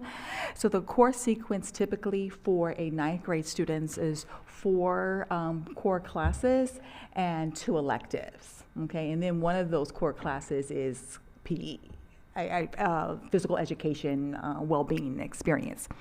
But then when they move to the 10th grade, there are 5 core courses and 1 elective. And usually in the 10th grade experience, that's when most students start experiencing their AP courses, and they also have a higher intensity around text-rich experience courses, such as modern world history, seminar, and chemistry, and so forth. So those are some of the reasons why there's an attributing effect to students' lower percentage of ABC rates in those grades, in that particular grade. Then maybe let's shift to Mr. Samuels. If you can speak to some of the ways that we're thinking about supporting students, some of the questions that came from the board about how do we, in the report, we talk about core districts and how core districts supports us with data, some of the work around the breakthrough success communities. Can you talk about some of our proactive supports for students in 9th grade and how that's also informing practices in 10th and 11th? Yes. Good evening, everyone. One thing you probably have heard me share in the past is that through our partnership with CORE, we're doing what we call 9th grade on track work, also known as the breakthrough success community in our high schools. And with that work, we have teams at our high schools in 9th grade teachers, if you will, who are using data. They're going through a PDSA cycle, which is Plan, Do, Study, Act, cycle to really focus on how to best support our ninth grade students. As we all know, that transition from 8th grade to ninth grade is challenging, but we're proud to say that we have seen this work have a positive impact on students, because when teachers come together, they're looking at that data, and then as a team, they're analyzing the data and trying to determine what strategies should we employ so that we can best support our students. So they're really trying to be really proactive as they try to find ways to help students be much more successful in high school in the ninth grade. And so what we found is that this past year, in the first quarter, many of our teams spent a lot of time focusing on relationship building. There's a strategy that's called a 2x10. Many of our teachers are very familiar with it. In essence, what teachers are doing, they're taking about 2 minutes a day, 10 straight days, having conversations with students that are non-academic, that are really helping them get an opportunity to get to know students and allow students to feel as though someone cares about me and is really concerned about who I really am, rather than, am I just another name in a grade book? And so teachers are really getting to know students, and students are feeling that they are truly valued and belong. And when you do that for 10 days, it really has an impact. And when you have an entire ninth grade team doing it at the same time, just imagine what kids are experiencing throughout the day. And so teachers are in our teams are really focusing on that strategy. But then also we had several teams who focus on that along with what's called a makeup day. And the makeup day has really taken off with our BTSC teams, because they realize, as they continue to look at their grade data and they tend to see where students are having some challenges, that it is very important to take some time out during the school day to provide students with additional support to turn in work and to really help them really prioritize the assignments that are going to be most impactful to their grade. And so we have teams who actually have shared some ideas with other teams to find ways to make that makeup day very productive for students, so that they're not just turning in work that doesn't really have much value. Because as you know, when you're talking about grades and you're talking about weighted averages, there are some assignments that may be worth 1% of your grade, and some assignments that may affect about 3 or 5% of your grade. And so helping students determine that, helping students come prepared prior to. And so students are being taught how to show up to a makeup day ready to work and knowing exactly what you're going to work on, rather than spending half the time trying to figure it out. And so teams have done a really good job at doing that and communicating that to students. And then we also have teams that are really working together with another strategy that's called a Kid Talk protocol. And basically that's just a protocol that helps teams keep their focus on students when they're together for the purpose of talking about students, because sometimes conversations can tend to stray, as you can imagine. But the protocol is designed to help the conversations remain focused on students and on student needs and how we can provide student supports. And for our ninth grade teams, they've been working on that as well. And so that's some data that we think has really benefited our students. And we do believe that we're seeing some of that evidence even in some of these numbers that we're looking at this evening. And just to add on, we have some counselors on special assignment who were part of our Student Success Initiative, and they are also working with these teams, but they're also working with some students who were part of the Student Success Initiative who have matriculated up to 10th, 11th, even 12th grade. And what they're doing is really providing what we call watch and consult support for those students who are no longer in ninth grade. And so those students know that there's an open door policy. These counselors do continue to monitor their grades and their progress. And then if students do come back and they need tutoring support, they need any emotional support, they're always there providing them with that.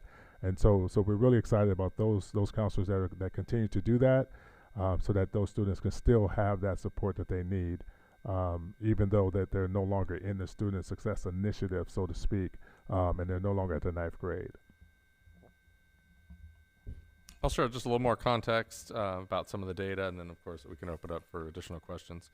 One of the things I just wanted to point out, so I know oftentimes when we're looking at these monitoring reports, we're looking for whether or not we're on track, approaching on track. The reason this does not have any of that metric, the goal itself that we're looking at, the interim goal, is about semester data. So when we think about students earning the credits that they need to graduate high school to be A through G eligible, those are the credits they receive at the semester, either end of semester 1 or end of semester 2. The data we're looking at here is quarter grades. And so because quarter grades are not the final grade, if you will, earning the credits, and the interim goal itself is really about those end of semester grades, we didn't put whether we're on track or not. We'll know that after quarter 2 here in a couple of weeks. But we did want to show you that comparing quarter 1 data year over year, we are seeing growth from 76% in 22-23 to 80% now.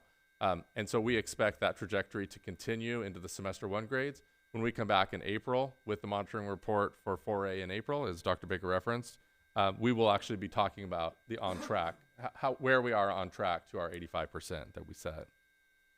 The other thing I wanted to just share, so one of our key drivers that we've really focused in on this year, building on from past success, is really thinking about the quarterly progress monitoring. And you've heard us talk in a couple of different reports now about quarterly monitoring. We talked about shifting our district assessments to quarterly assessments. We talked about shifting our foundational reading skills assessments to quarterly assessments. And so by doing some of that shifting, we have set up a system this year where at the end of every quarter, our schools are being really intentional about looking at their data, looking at their own individual gaps there may be between student groups, growth that students are making overall, and then at the individual level, where are there students that might need an intervention, where are some students that might need additional support. And so what you see in figure 2 and 3 really are represented by what a school would look at to say, what do we need to do more intentionally? So a school in their quarterly monitoring might look at the grade breakdown. A principal at an individual school is looking at individual teacher breakdown. They're actually looking at, across all of our English courses, where do we see teachers that have a high number of students with ABC rates, and which teachers at the school might have lower numbers, and what kind of support might be needed within that school site. So figure 3 that represents the breakdown of ABC rates in English by grade level, that's something that an individual principal and individual school teams are looking at. We actually have here in a couple of weeks, in February, we have what are called our collaborative data studies. It's an opportunity for site teams to come together, principal supervisor, and teachers at the site to look at their data, including data like this, board goal aligned data, after the quarter 2 assessments are completed, after quarter 2 grades come in, to look at that and say, how are we on track? You may recall early on, Dr. Madrigal and team this summer, we have set individual targets for every school that if they met their target, if they met their individual target, we as a district would meet our district targets for these board goals. So schools after quarter 2, semester 1, will be looking at their progress within towards these individual site targets that they've set. And so that the data like this, while we look at it here and we really focus in on figure 1 as it relates to interim goal 4A, we know that our sites are going even deeper into the individual student level, the individual teacher level, and really asking themselves, what do we need to do different the following quarter, the following semester to accelerate that learning? Dr. Bader, I don't know if you want to hand it back to you or if there are other questions from the board related. Yeah, I just had one question here. First of all, this is for Dr. Demita Myers-Miller. And it was around our initial assessment around grade 10. And so obviously this is more your space than mine, but I would probably concur with the reduction in performance being accredited to a more text-rich course sequence going into 10th grade. That makes sense to me. I could see 12-year-old Eric feeling a little overwhelmed going into the 10th grade, knowing that the 9th grade was probably, let's say, a little bit more freedom. With that said, though, I was curious. What? No. What? Remember, I skipped a grade. Yeah, so I might have been 14. Yeah. Right. I had to play my my senior high school football season at 16. That's all I remember. Yeah, so I was only 16. Everybody else was 18. Yes, we've gotten completely off track here. My question was centered around if we are going to make that assumption. I'm curious about what forms of interventions are we looking to make to support those young people, either 12 or 15.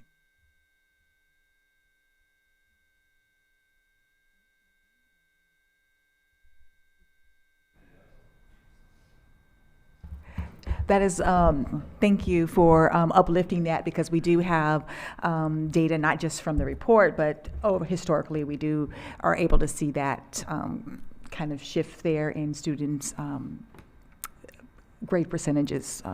So one of the things that it is incumbent upon is for our counselors to be actively involved in their student course. The student course cohort. Programming? Oh. And their cohort of students, and to actively monitor those other students to ensure that they are receiving the additional supports that they need, and if there needs to be additional credit recovery or any of those things, that is what we would hope that would be happening within the school site. That's a good example, Domingo. I was thinking about newer efforts to have credit recovery happen during the school year, which is very different than the past. So our past, going back several years, was only summer school. Yes, so now we have an A through G credit recovery curriculum that students can take. Of course, it requires some support from a teacher and or other tutoring and things like that, but instead of waiting until summer, there are opportunities for students to take credit recovery during the school year, which is one of the strategic ways that we've changed the thinking about intervention. And we're trying a few new things in the space. You'll remember that we were overstaffed at the beginning of the school year, and one of the ways that we utilized that overstaff was to convert some traditional sections, just to simplify it, like a traditional section of English language arts, to convert it into an intervention like a credit recovery course or a support course. And so rather than waiting until summer, that's an example of something we've been testing out as a during the school year intervention. Just another curiosity of mine is, have we thought about, I think about like surveying our youth. I mean, obviously we're taking a professional assumption here, but I'd be curious to hear from the students as well, to hear what some of the challenges were from an educational standpoint going into the 10th grade, because as I look at those numbers, I mean, we've already made this noticing in our evaluation of the current performance, but it's fairly substantial, and so I'd be curious to hear also from a student perspective as well.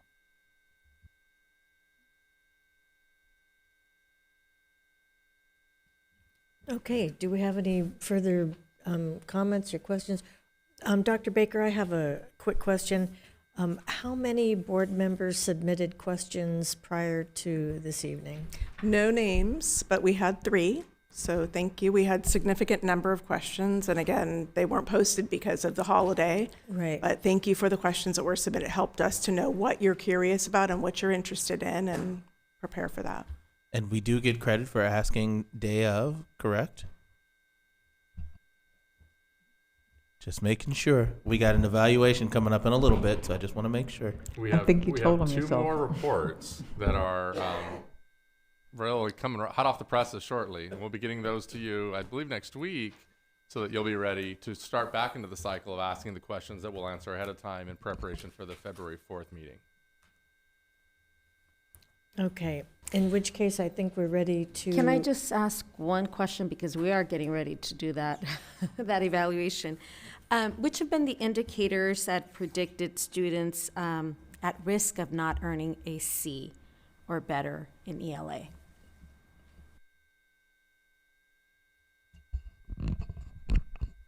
Are you asking like a The profile of a student? Or No, the, so, I mean, do we see that maybe the patterns, like with attendance, perhaps is contributing to our kids not getting that C in the class? Yeah. So do we? Yeah, do we I mean, I have- don't think we have a correlation study. It's a really good question that we are often talking about. Is this impacting? Is this impacting? So we don't really have a correlation study, but it's a really good question for our schools to be asking students, what is impacting? So I don't know if there's any other reports that you can think of, Brian, that might help to answer that.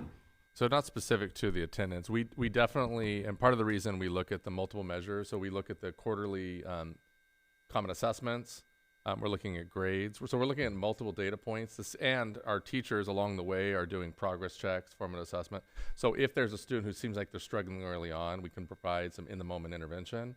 But to your point about what other things, like some of our SEL measures, we do some triangulation between SEL measures on our panorama surveys, our pulse surveys, attendance. That is something that at the individual student level, our sites do look at to see if a student is off track, if they're not on track for A through G, what are some other factors going on for them that our counselors can support them with.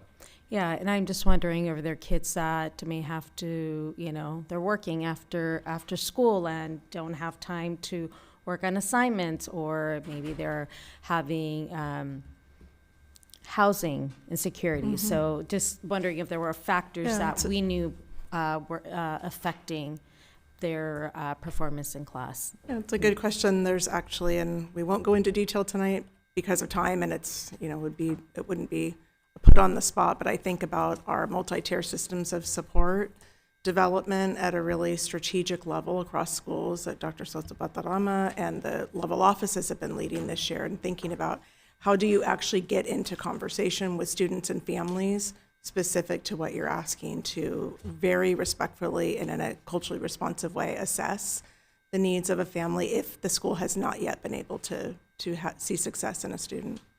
Yeah, and just very quickly, and on that note, just on the attendance, we've definitely had situations where students may not be coming to class in fear of not coming back home. So I was just wondering if we had some of that data that would indicate why, maybe why our kids weren't getting those C's or better in the ELA classes. Yeah, and Dr. Baker, the spirit of my question around the equitable grading policy, without knowing sort of the root cause analysis of what was coming for, do we see that the students, for instance, not as a predictor, but more as maybe the portrait of the students is related to even when we have the equitable grading policy that allows for students when they're absent to turn in work, are those the students, right, that are getting the C or less? Or again, what do we know about the students that are not getting the C or better?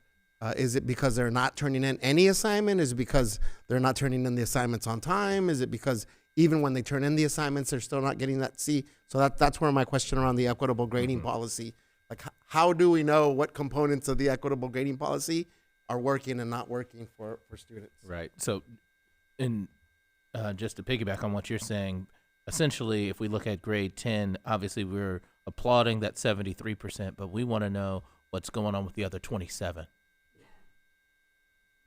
I also appreciate that you're asking about talking to students, because it's very easy to make an assessment from adults or just to look at data, hard data, and not to realize there's a story, there's a narrative, there are struggles, and we know the conditions of this time and what's happening for many of our families. And so it's a good curiosity for us to bring back to our team, school level, those who are implementing MTSS and working with their school teams to do more inquiry from a student perspective. So if we have no further questions, we can move on with our vote. So we need a motion to accept this monitoring report. I approve to accept the interim goal data as presented. Second. Any discussion? All in favor? Aye. Any opposed? Any abstentions? That passes 5-0. Thank you, everyone. And we will move on to Item 17.4, Student Outcome Focused Governance Board Quarterly Self-Evaluation. Member Miller, you're going to lead us in this discussion. I will remind you that we're getting late into the evening here.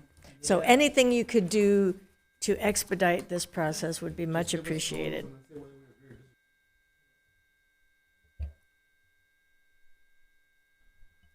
Alrighty. Well, as stated, well, just a little bit of quick context here. Last time we did our evaluation, I did ask the question on what we could do to improve the efficiency of this process, because I think in our previous evaluation, though I felt that it was great that we did a lot of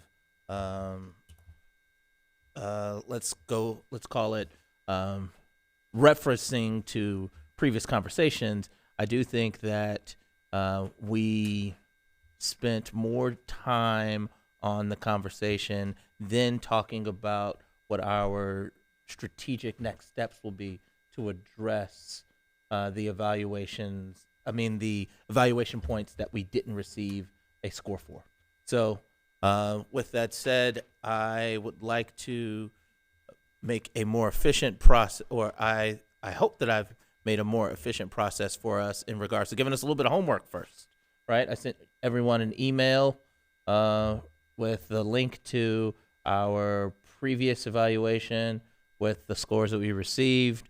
I asked that everybody come in and provide their own personal scoring process. I'll talk about what I had, and if anybody disagrees with me, that's fine. And then we can also talk about what steps we need to take to move on to the next scoring category as broken down on each column. Sounds good? All right, great. And, oh no, I lost internet. So that's not good. Right? But as I talk through the, yeah, I'm on the guest. I apologize. Well, it was vision and goals. And I'm just going to talk my way through it. First off, the not student outcome focus column, all of those are still false, correct?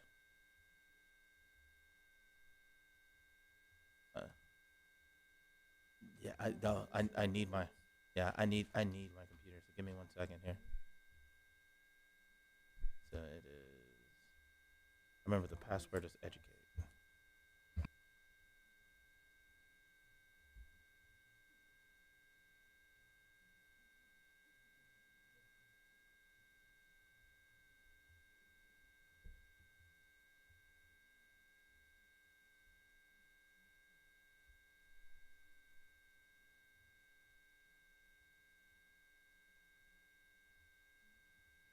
So I'm going to put it in the universe that Josh's going to figure it out. Mr. Miller, Yeah. just so that I'm interpreting you correctly.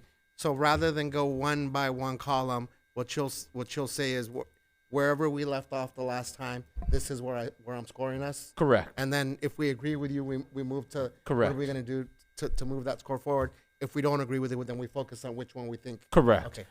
And more importantly, we talk about what we're going to do strategically so Correct. that we do satisfy that Got you. expectation moving forward. So do you want to borrow my hard Yeah, copy? so I'll borrow yours until I get hooked up back on the internet. My apologies.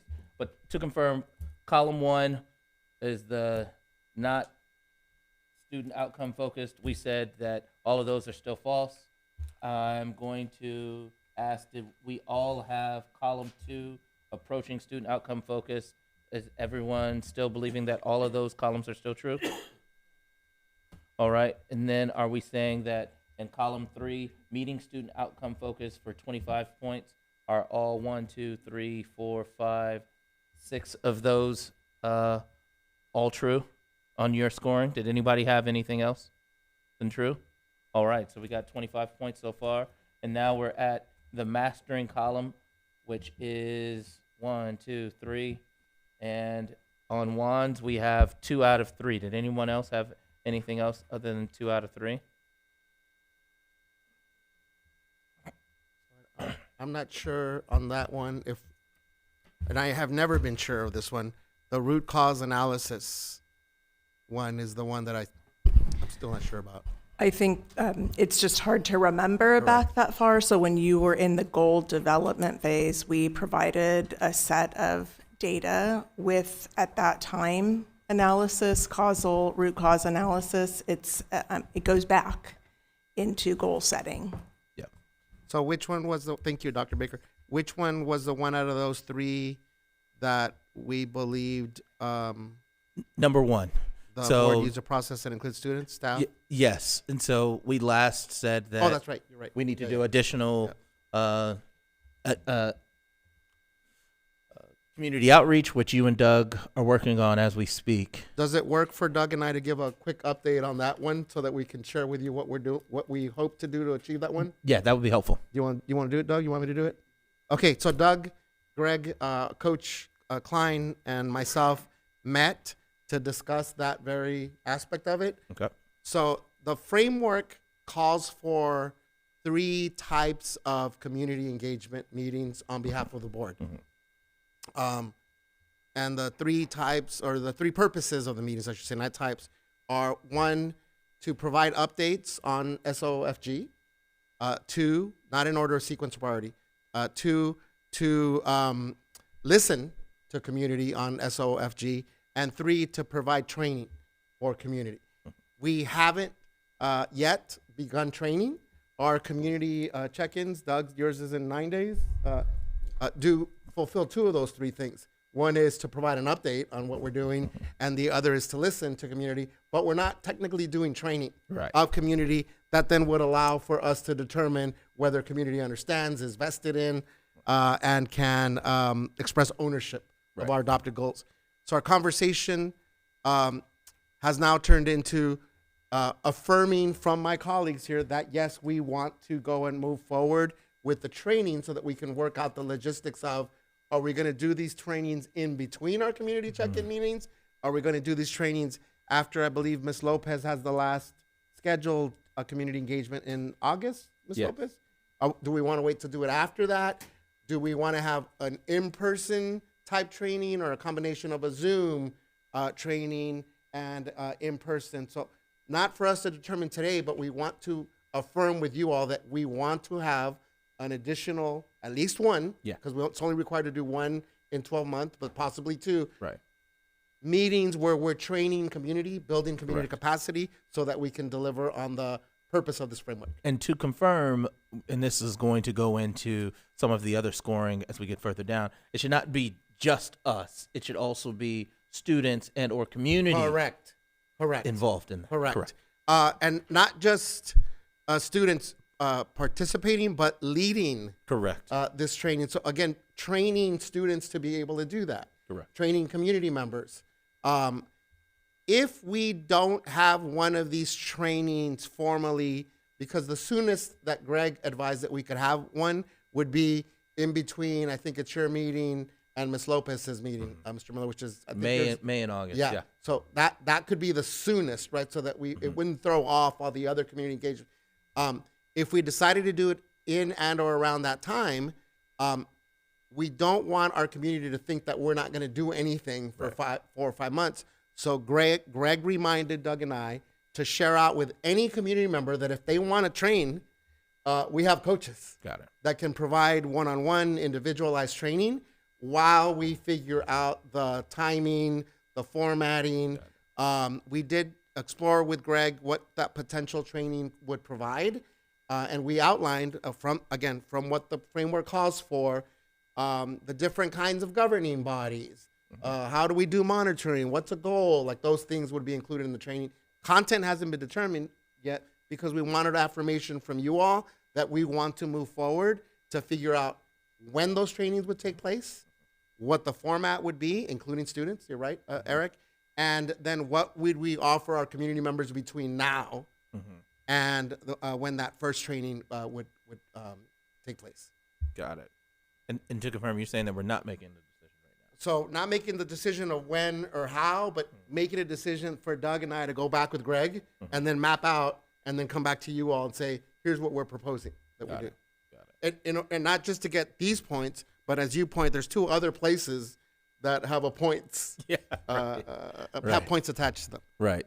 I mean, from my perspective, obviously I'm not speaking for the entire board, I think that it makes sense to do it in between that gap of May and August, because that's also right around the time period where if there was someone who would be interested in a board position, isn't that also around that election time period as well, right? So Greg made it very clear, just to respond to that piece of it. So the training is independent on whether possible candidates are going to participate. We can't mandate for interested candidates to come to the training. Right. But we can say we're offering trainings for anyone that's interested.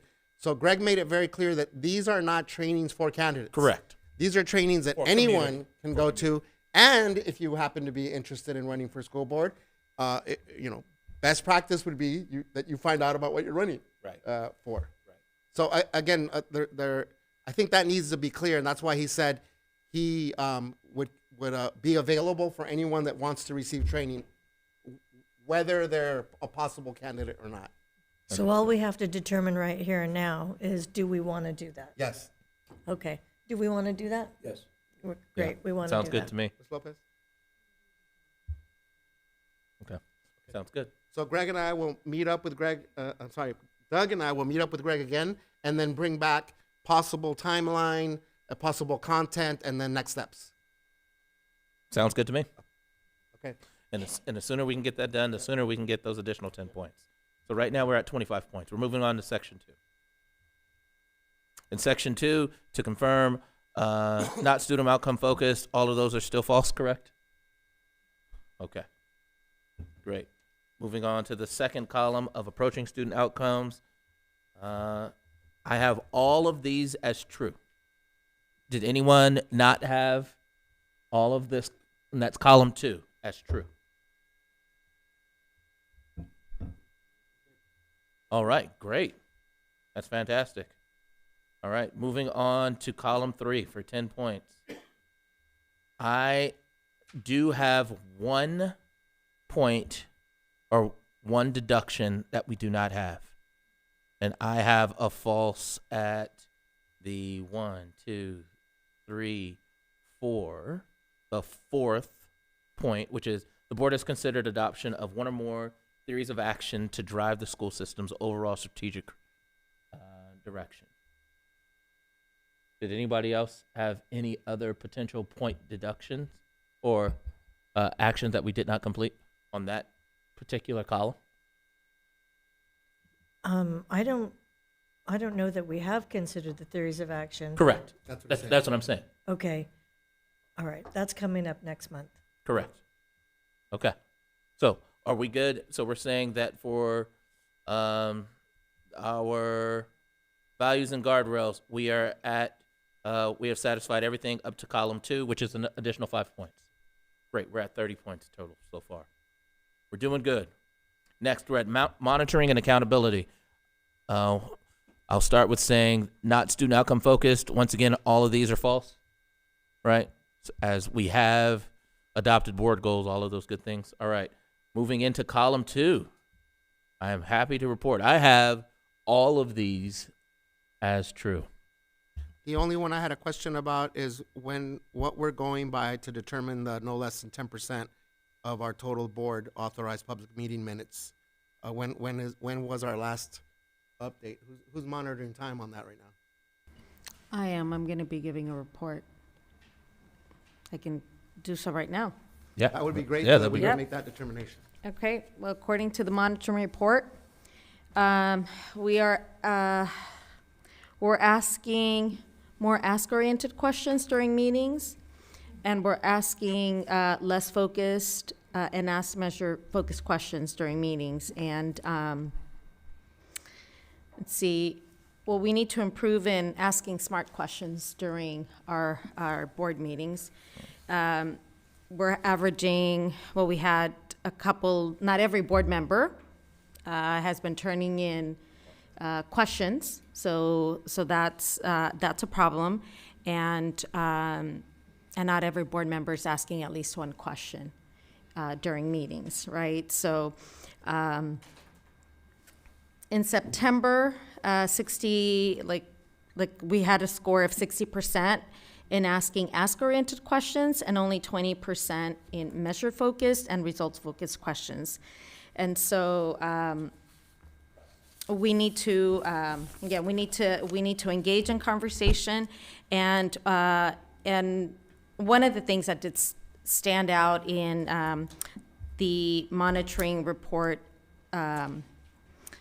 assessment is that a lot of the times our discussions will diverge from unintended focus, and we spend time on unrelated topics or personal opinions rather than on being intentional about our questions.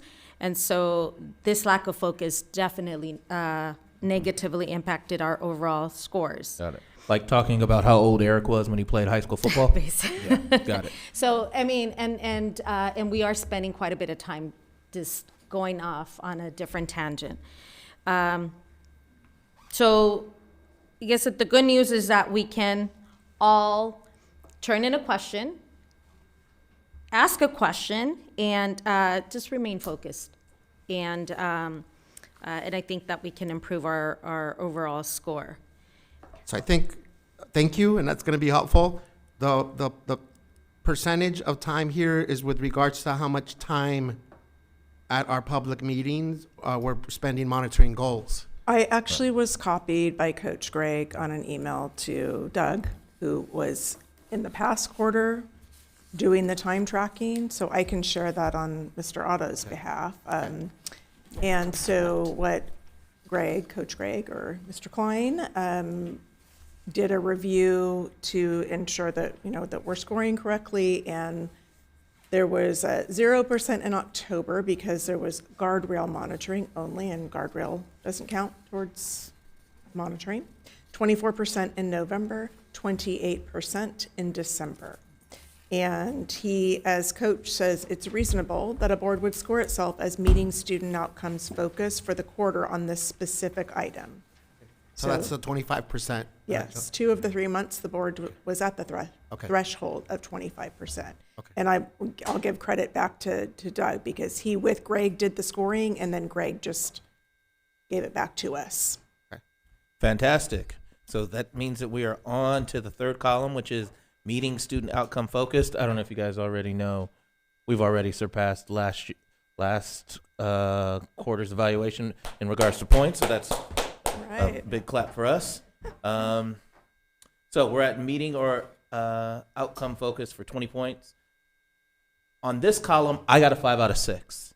The only point deduction I have is the board has been provided copies of, but unless by law not required to vote to approve or disapprove the superintendent's plan in implementing the board goals and work to ensure that the plan is included in both the implementation timeline and the implementation instruments. That's the only one that I don't have a true. I thought we had that one already. The one that I wasn't sure we met was the 25% total board authorized meetings. So I think the timeline we approved. Yeah. Okay. Which is the timeline that we've been sort of working off of for these monitoring reports. Okay, so we're going to consider that a true. Okay. And so which one did you not have? No, Dr. Baker just confirmed that we're at 25%. Mm-hmm. So from my perspective, we've fulfilled the 20 points for meeting student outcomes focus. Even better.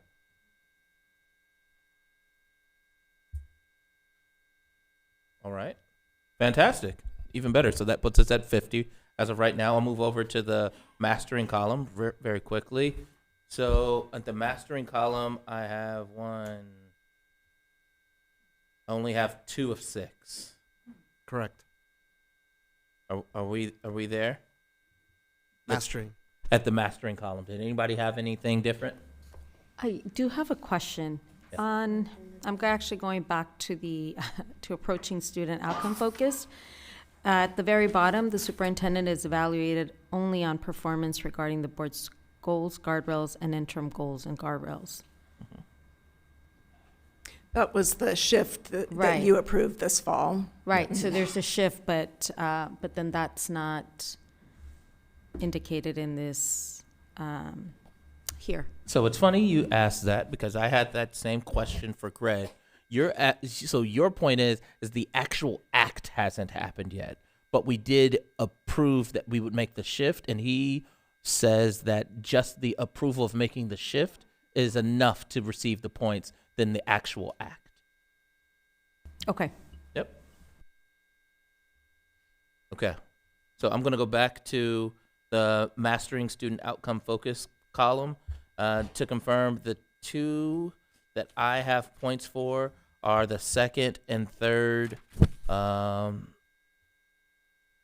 attributes, which is one, only board work discussed, and the second one is the board modifies its goals and guardrails and monitors the calendar no more than once during the span. The other four I did not give us points on, which is the board invests no less than 50%, even though now after our conversation, are we saying that that is true? No, Joe just told us we were at 25%. 25%, I'm sorry. You're right. Thank you for catching that. I was somehow I'm juxtaposing Maria saying 65%. So I heard. Yeah, and Maria Isabel's update does allow for us to rate ourselves in another section. Yeah. My apologies there. So I will skip down to item number 4.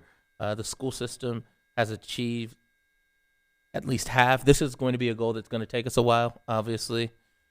Achieved at least half of its interim goals. So I won't have a comment on that one. The next one, the fifth one, is if the board approves an annual budget, it does so only after determining that the board's goals are first priority for resource allocation. Obviously, we are going to do that process in the upcoming budget decision, but we have not done that just yet. Mr. Miller, but couldn't we say we're going to be doing this and we're going to be doing that and then just give ourselves higher scores? So with this one in particular, this one has an actual action word attached to it, like has approved an annual budget. So we haven't actually done the approval yet. So because it hasn't happened, I still have a false there. Yeah. And then the final one, the majority of the board's monitoring sessions during the period were rated effective or highly effective. And that's the one I believe Ms. Lopez just Yes. gave us an update that we're not there yet. Correct. Was it effective or highly effective? Actually, we look back to last quarter, we were effective 1 month and ineffective the second month, and then last quarter we were ineffective. So so we were. So we're not. So we're 1 for 3. Yeah. So if we had gotten one of those months, then we would have got the 2 for 3, and then we would have been able to get a point there. I mean, not a point, but a true. But in this case, we've not. All right. Well, good to know. But still doesn't change the fact that we're at 50 points, which is good. An improvement from last quarter. All right, so I'm moving on to communication and collaboration. The first column is still false, correct? Correct. No one is questioning that? Great. We'll move over to the approaching student outcome focus. Here I have all true. Correct. We're all good there? All right. And then in the third column of meeting student outcomes, I have a 2 out of 4. So the 2 that I have as true are the first one, which is there are no more than 4 board authorized public meetings per month. And then the second one that I have as true is we're not achieving the hours. Well, we're not tonight. Yeah, that one we are going beyond He skipped over that the one. 3 hours. Oh, didn't I? Right? And none last more than 3 hours. But we also had more than 5 topics today for discussion. Right. Right. So that was, now we're down to 1 out of 4. And then the one that I still have as true, and we can go over this together, is the board made no edits to the board's regularly scheduled meeting agenda during the meeting and during the 3 business days before the meeting, unless there was a state emergency. Right? So Agreed. that's still true? Agreed. All right. The 2 or the 3 that we missed is, 1, this very long meeting is not helping. So number 1 is definitely a no. Number 2, the board discusses no more than 5 topics for discussion during any one board authorized public meeting. I think that unfortunately, with as many items that we have on new business, we probably will get a false there as well. And then last but not least, the board limits its adoption of board policies regarding school system operations to matters that are, 1, required by law, 2, an appropriate exercise of the board's oversight authority as defined by the board's adopted goals and guardrails. I have that as false as well. So that is the conversation where, remember, we had a discussion about policy diet. And so that is when we need to finalize our full policy diet. Not saying that we're not going to review our policies. It's just which ones will we be looking at on an annual basis and which ones we will deem the decision of the superintendent for our approval. All right? So we got 1 point there. All right. We're moving on to unity and trust. First column still false. Yes. Second column, all true. Did anybody have anything different? Third column, which we didn't have last time, I have all true.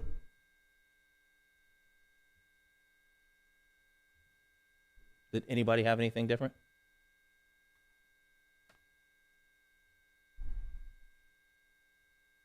Hearing none. And so the reason why I didn't give us a mastering point is because of item number 2.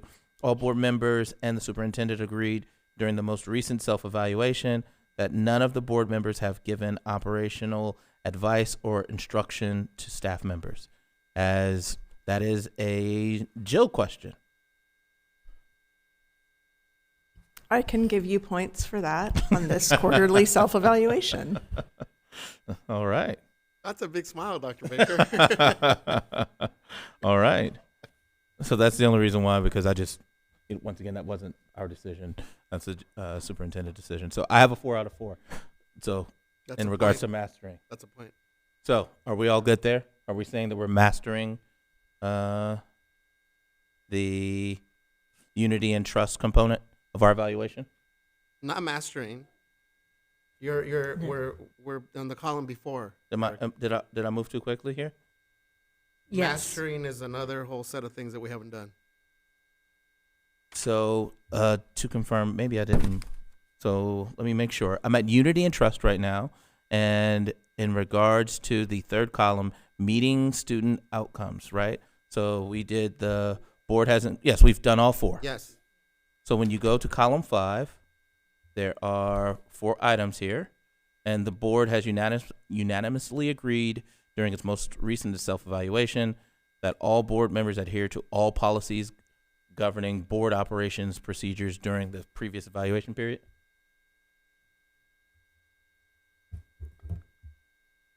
Are you guys saying that we didn't do that? No. So the ones that I'm saying we didn't do is we haven't memorized board goals and the current status of each, and the board has not conducted a quarterly self-evaluation or an annually where the most recent score is 80 or higher. We haven't gotten an 80 or higher. Hold on. Right. Right.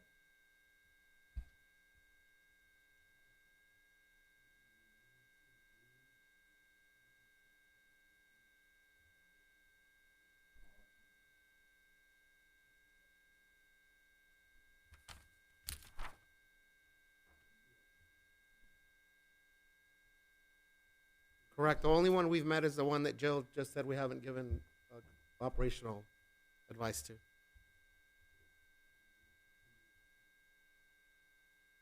Got it. Yes. All right. So to confirm, we are at 3 in regards to meeting student outcome focus, correct? All right, we're at 53 points. Great. Continuous improvement. First column, still false. Agreed? Correct. Second column, approaching student outcome focus. We don't track estimated annual cost of staff's time. Correct. invested. We don't do that. That's the one that I have as false as well. So I don't have us receiving any points for this. It's only a point. I'm good with it. Yeah. I mean, I'm not good with not doing Right. it, but it's only a point. Right. But to confirm, this is something that I know is on Jill's radar? It's on our radar, but we don't have time to track our time.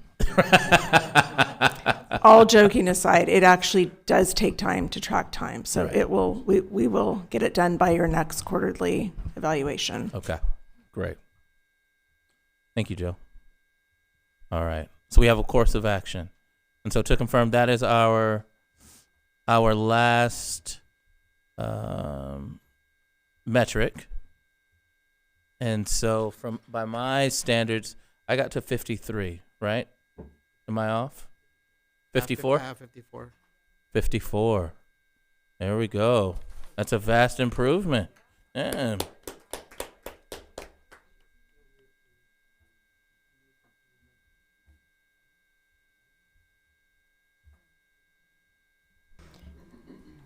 Okay, before we move on, if we can just ask if we can get the monitoring reports a couple of weeks before, so we have time to submit the questions, because that was something that the consultant and I talked about. And then also, I'm just wondering which one of my colleagues like to volunteer to track our questions moving forward. Yes, so you bring up a very good point. First thing we need to do is to approve this evaluation and this score of 54 points. So I'm going to motion for approval of our self-evaluation of 54 points for the final quarter of 2025. Second. Any discussion? All in favor? Aye. Any opposed or abstentions? That passes 5-0. We accept the results of our self-evaluation, and we give ourselves 54 points, so that's good. Great. And so now we can talk about, so you'd like somebody else to volunteer to monitor the monitoring effectiveness. Would anybody like to volunteer for that? Right. I'll volunteer for that piece. Because to confirm, we have 3 unofficial roles that are being done in regards to our self-evaluation. One is around efficiency, one is around the actual time monitoring, and then one is doing this role that I'm doing right now, which is like facilitating the self-evaluation. Right. And so I would suggest that we do a rotation of those roles quarterly, so that not Yes. only does everybody get get the fun experience of being a part of the evaluation team, but I think that it also is an equitable approach to the work that it takes to Right. continue to be a successful board. Okay. So am I hearing that you will now be doing what Ms. Lopez? I is am doing? gladly taking on the effective. I'll do yours then. Oh, The facilitating our self-assessment. sweet. We Okay. got 2 done. And Doug, you've been keeping track of time. Would you like to continue to do that, or would you like? You'll continue to do that. Okay, great. All right, so that's settled. The next item on the agenda is, actually, we've been talking about that. That was kind of woven into what we just talked about. So I think we're ready to move on. Is everybody okay with that if we move on? So you're saying we did 17.5 as well, right? We did. Diana? We Yeah. did. We did 17.5. At the same time, we were doing 17.4. And so. 67 Yes. So 17.6, resolution number 0114, Yeah. I've written notes over that number. A resolution of the Governing Board of Education of the Long Beach Unified School District of Los Angeles County, ordering a governing board member primary election, setting forth the specifications of the election order, and requesting consolidation of such elections with the primary nominating municipal elections to be held on June 2nd, 2026 in the city of Long Beach. Do we have a motion? Move. Second. Any discussion? All in favor? Aye. Any opposed? Any abstentions? That passes 5-0. I'm sorry? 17.7. I think we should probably agree to do that. Pass resolution. Oh, I'll just read the item first, and then we'll have a motion. Resolution number 011426-B, a resolution of the Governing Board of Education of the Long Beach Unified School District of Los Angeles County relating to candidate statement and costs for Governing Board election called for June 2nd, 2026. Move to approve. Second. Any discussion? All in favor? Aye. Aye. Any opposed? Any abstentions? That passes 5-0. Item 17.8, new board policy 5141.5, wellness and behavioral health. Move to approve. Second. Any discussion? Quick overview, Dr. Sosa Valderrama. Give us the minute version. And this is for information tonight. Yes, Yeah. so this is for information only. And so this board policy is a new policy, and it's actually one that is required by Senate Bill 153. And what it does, it puts into policy the process that we will engage in to refer students. But all of these things that are listed on here are things that are already in place. So the training for staff, the posters, the having the protocols, all of that is already happening. Making sure that our students' IDs have the suicide hotline on there. They're already things that are in place. So this policy is just putting that in writing in a board policy. Senate Bill 153. Thank you, Doctor. Thank you. And that was an information item. So we will move on to item 17.9, approval of tentative agreement with Teachers Association of Long Beach. Move for approval. Second. Any discussion? All in favor? Aye. Yay, Any- Steve. Yeah. Any opposed? Any I move we abstentions? table that till the end of the meeting. Well, pretty much there. And any abstentions? No, that passes 5-0 as well. Item 17.10, approval of memorandum of understanding with Teachers Association of Long Beach. Move approval. Second. Any discussion? Just really quickly, from a SOFG standpoint, with these types of MOUs and approvals, is this something that we could have put on consent? I'm just out of curiosity. No? Right.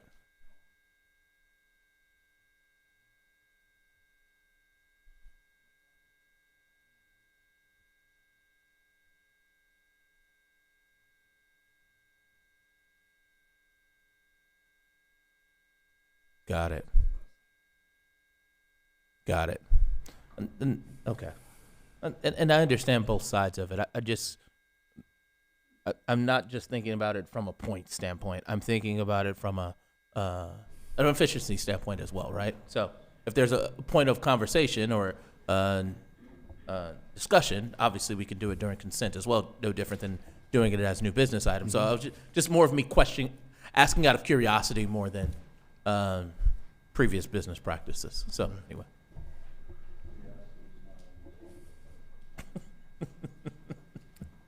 Okay. So did we have the motion seconded? We did. Any further discussion? All in favor? Aye. Any opposed? Any abstentions? That passes 5-0. Thank you, Mr. Rockenbach. We are now at report of board members. Member Miller. Yes, I'll be brief because I know it's been a long day for a lot of folks. First, I just wanted to acknowledge a packet of letters I received from the students of Cabrillo. I'm still reading through your letters, but I wanted to thank you, and I appreciate your concern about the status of our district. There are two major events coming up in our city. One is one of my favorite events and holidays of the year, and it is the MLK Parade. It is happening this weekend. I am happy to participate this year, as I do every year. And this year, I think we're like a big group of LBUSD. We're like bam, bam, bam, bam, bam. We are, or are some of us going to be riding solo?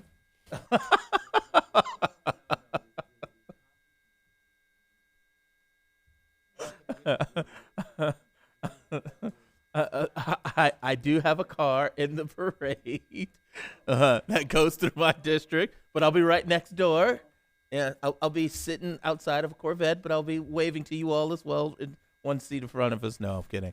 No, but I'm looking forward to participating in the MLK Parade. It's always a really, really fun event for not just Central Long Beach, but I really think about it for the Long Beach Unified School District. I remember last year having a discussion with Jill as I got EJ strapped to my chest about, as I walked down and greeted everyone in the parade, I would say easily 60 to 80% of the parade is some form of LBUSD affiliate and or someone in our system. And so all things considered, I'm very proud of our participation in this parade, but more importantly, I appreciate what this parade represents, especially for that part of town. If you know Central Long Beach, and unfortunately some of the tough history that it has, some of the tough socioeconomic issues that have happened in that neighborhood, to have everybody in our city convene in this beautiful part of town where I grew up, man, I just think it's very, very humbling. And so once again, I look forward to participating one more year. And my dad absolutely has flown into town to make sure that he's at this darn MLK Parade. He will not miss it. All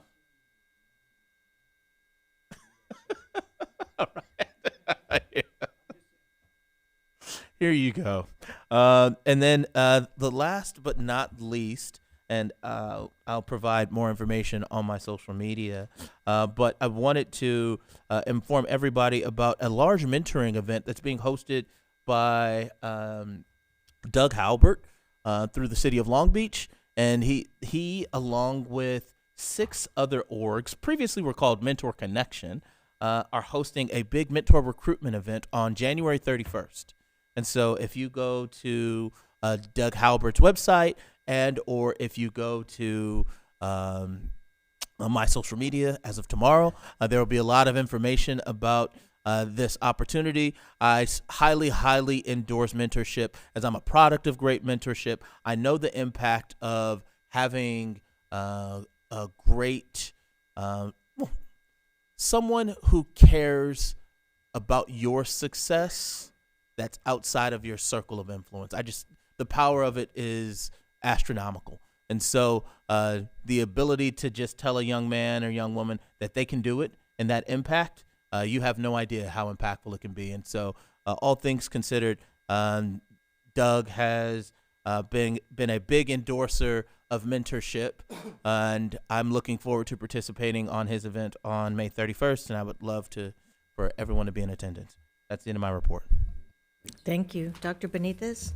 I'll be very brief, but in honor and celebration of Dr. Martin Luther King Jr. This weekend and on Monday, I will invoke this, and I think it encapsulates the spirit of our meeting tonight. And it is: the arc of the moral universe is long, but it bends towards justice. So with that said, I do have one brief item to report on. So at the end of our last meeting in December, I referenced that 300 to 400 students at Herrera Nieto Elementary School sent me wonderful letters and illustrations. I promised the students I would read through all of them. I read through all of them. and I'm hoping to circle back with Dr. Baker. They all referenced their playground and their hopes and dreams for that playground to be, one, completed. There's work being done on the playground, but they want swings, and they want traveling bars, and they want shade, and they want trampolines, and they want ladders. So my plan is to circle back with some kind of update and engage the students, because I really appreciate their taking the time and effort to write letters to their school board member. And so I want to be as responsive as possible, but also, how great is that for elementary school students to engage their elected official around a priority for them? So I'll circle back with Dr. Baker and Patricia, and we'll coordinate a visit back to that school so that they can see that their voices, when they collectively act on them, are powerful. Thank you. Thank you. Member Otto?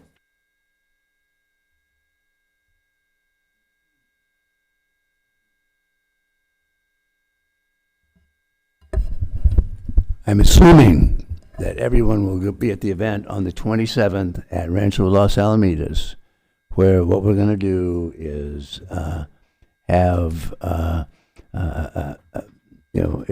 place is going to be filled, and we're going to do this is the second of the 5 that we're going to be doing, and we're excited about it. What we're going to accomplish is that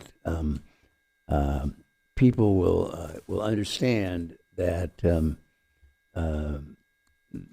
what our goals and guardrails are, what student outcomes focused governance is, and hopefully we'll get people that will become interested in learning more about this, maybe go to one of the training sessions that comes along down the road, and maybe even find people that might be interested in running for the school board. So that's all. Thank you. Member Lopez? I'll be super brief. But as we welcome the new year, I'd just like to share a few words with our educators. Educators, your dedication, creativity, and unwavering commitment inspire more than your knowledge. I'm sorry, more than just knowledge. You build character, confidence, and a lifelong passion for learning. The guidance and encouragement you provide students shape futures beyond the classroom. Thank you for nurturing minds and believing in every student's potential. Wishing you all a great year with inspiring lessons and countless moments of joy and pride. Thank you.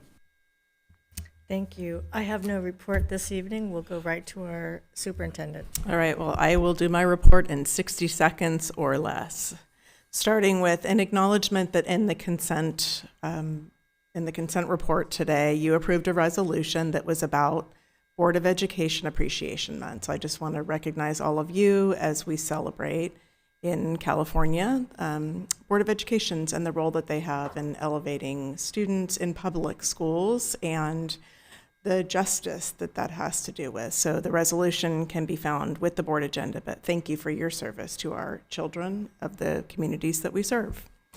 Secondly, on Monday afternoon, a text message and email was sent to every family who is connected to our district with all of the information about our full implementation of the cell phone policy, reclaiming attention, limiting distractions, and supporting wellness. So just encourage families to immerse themselves. Everything is under C for cell phone on our webpage.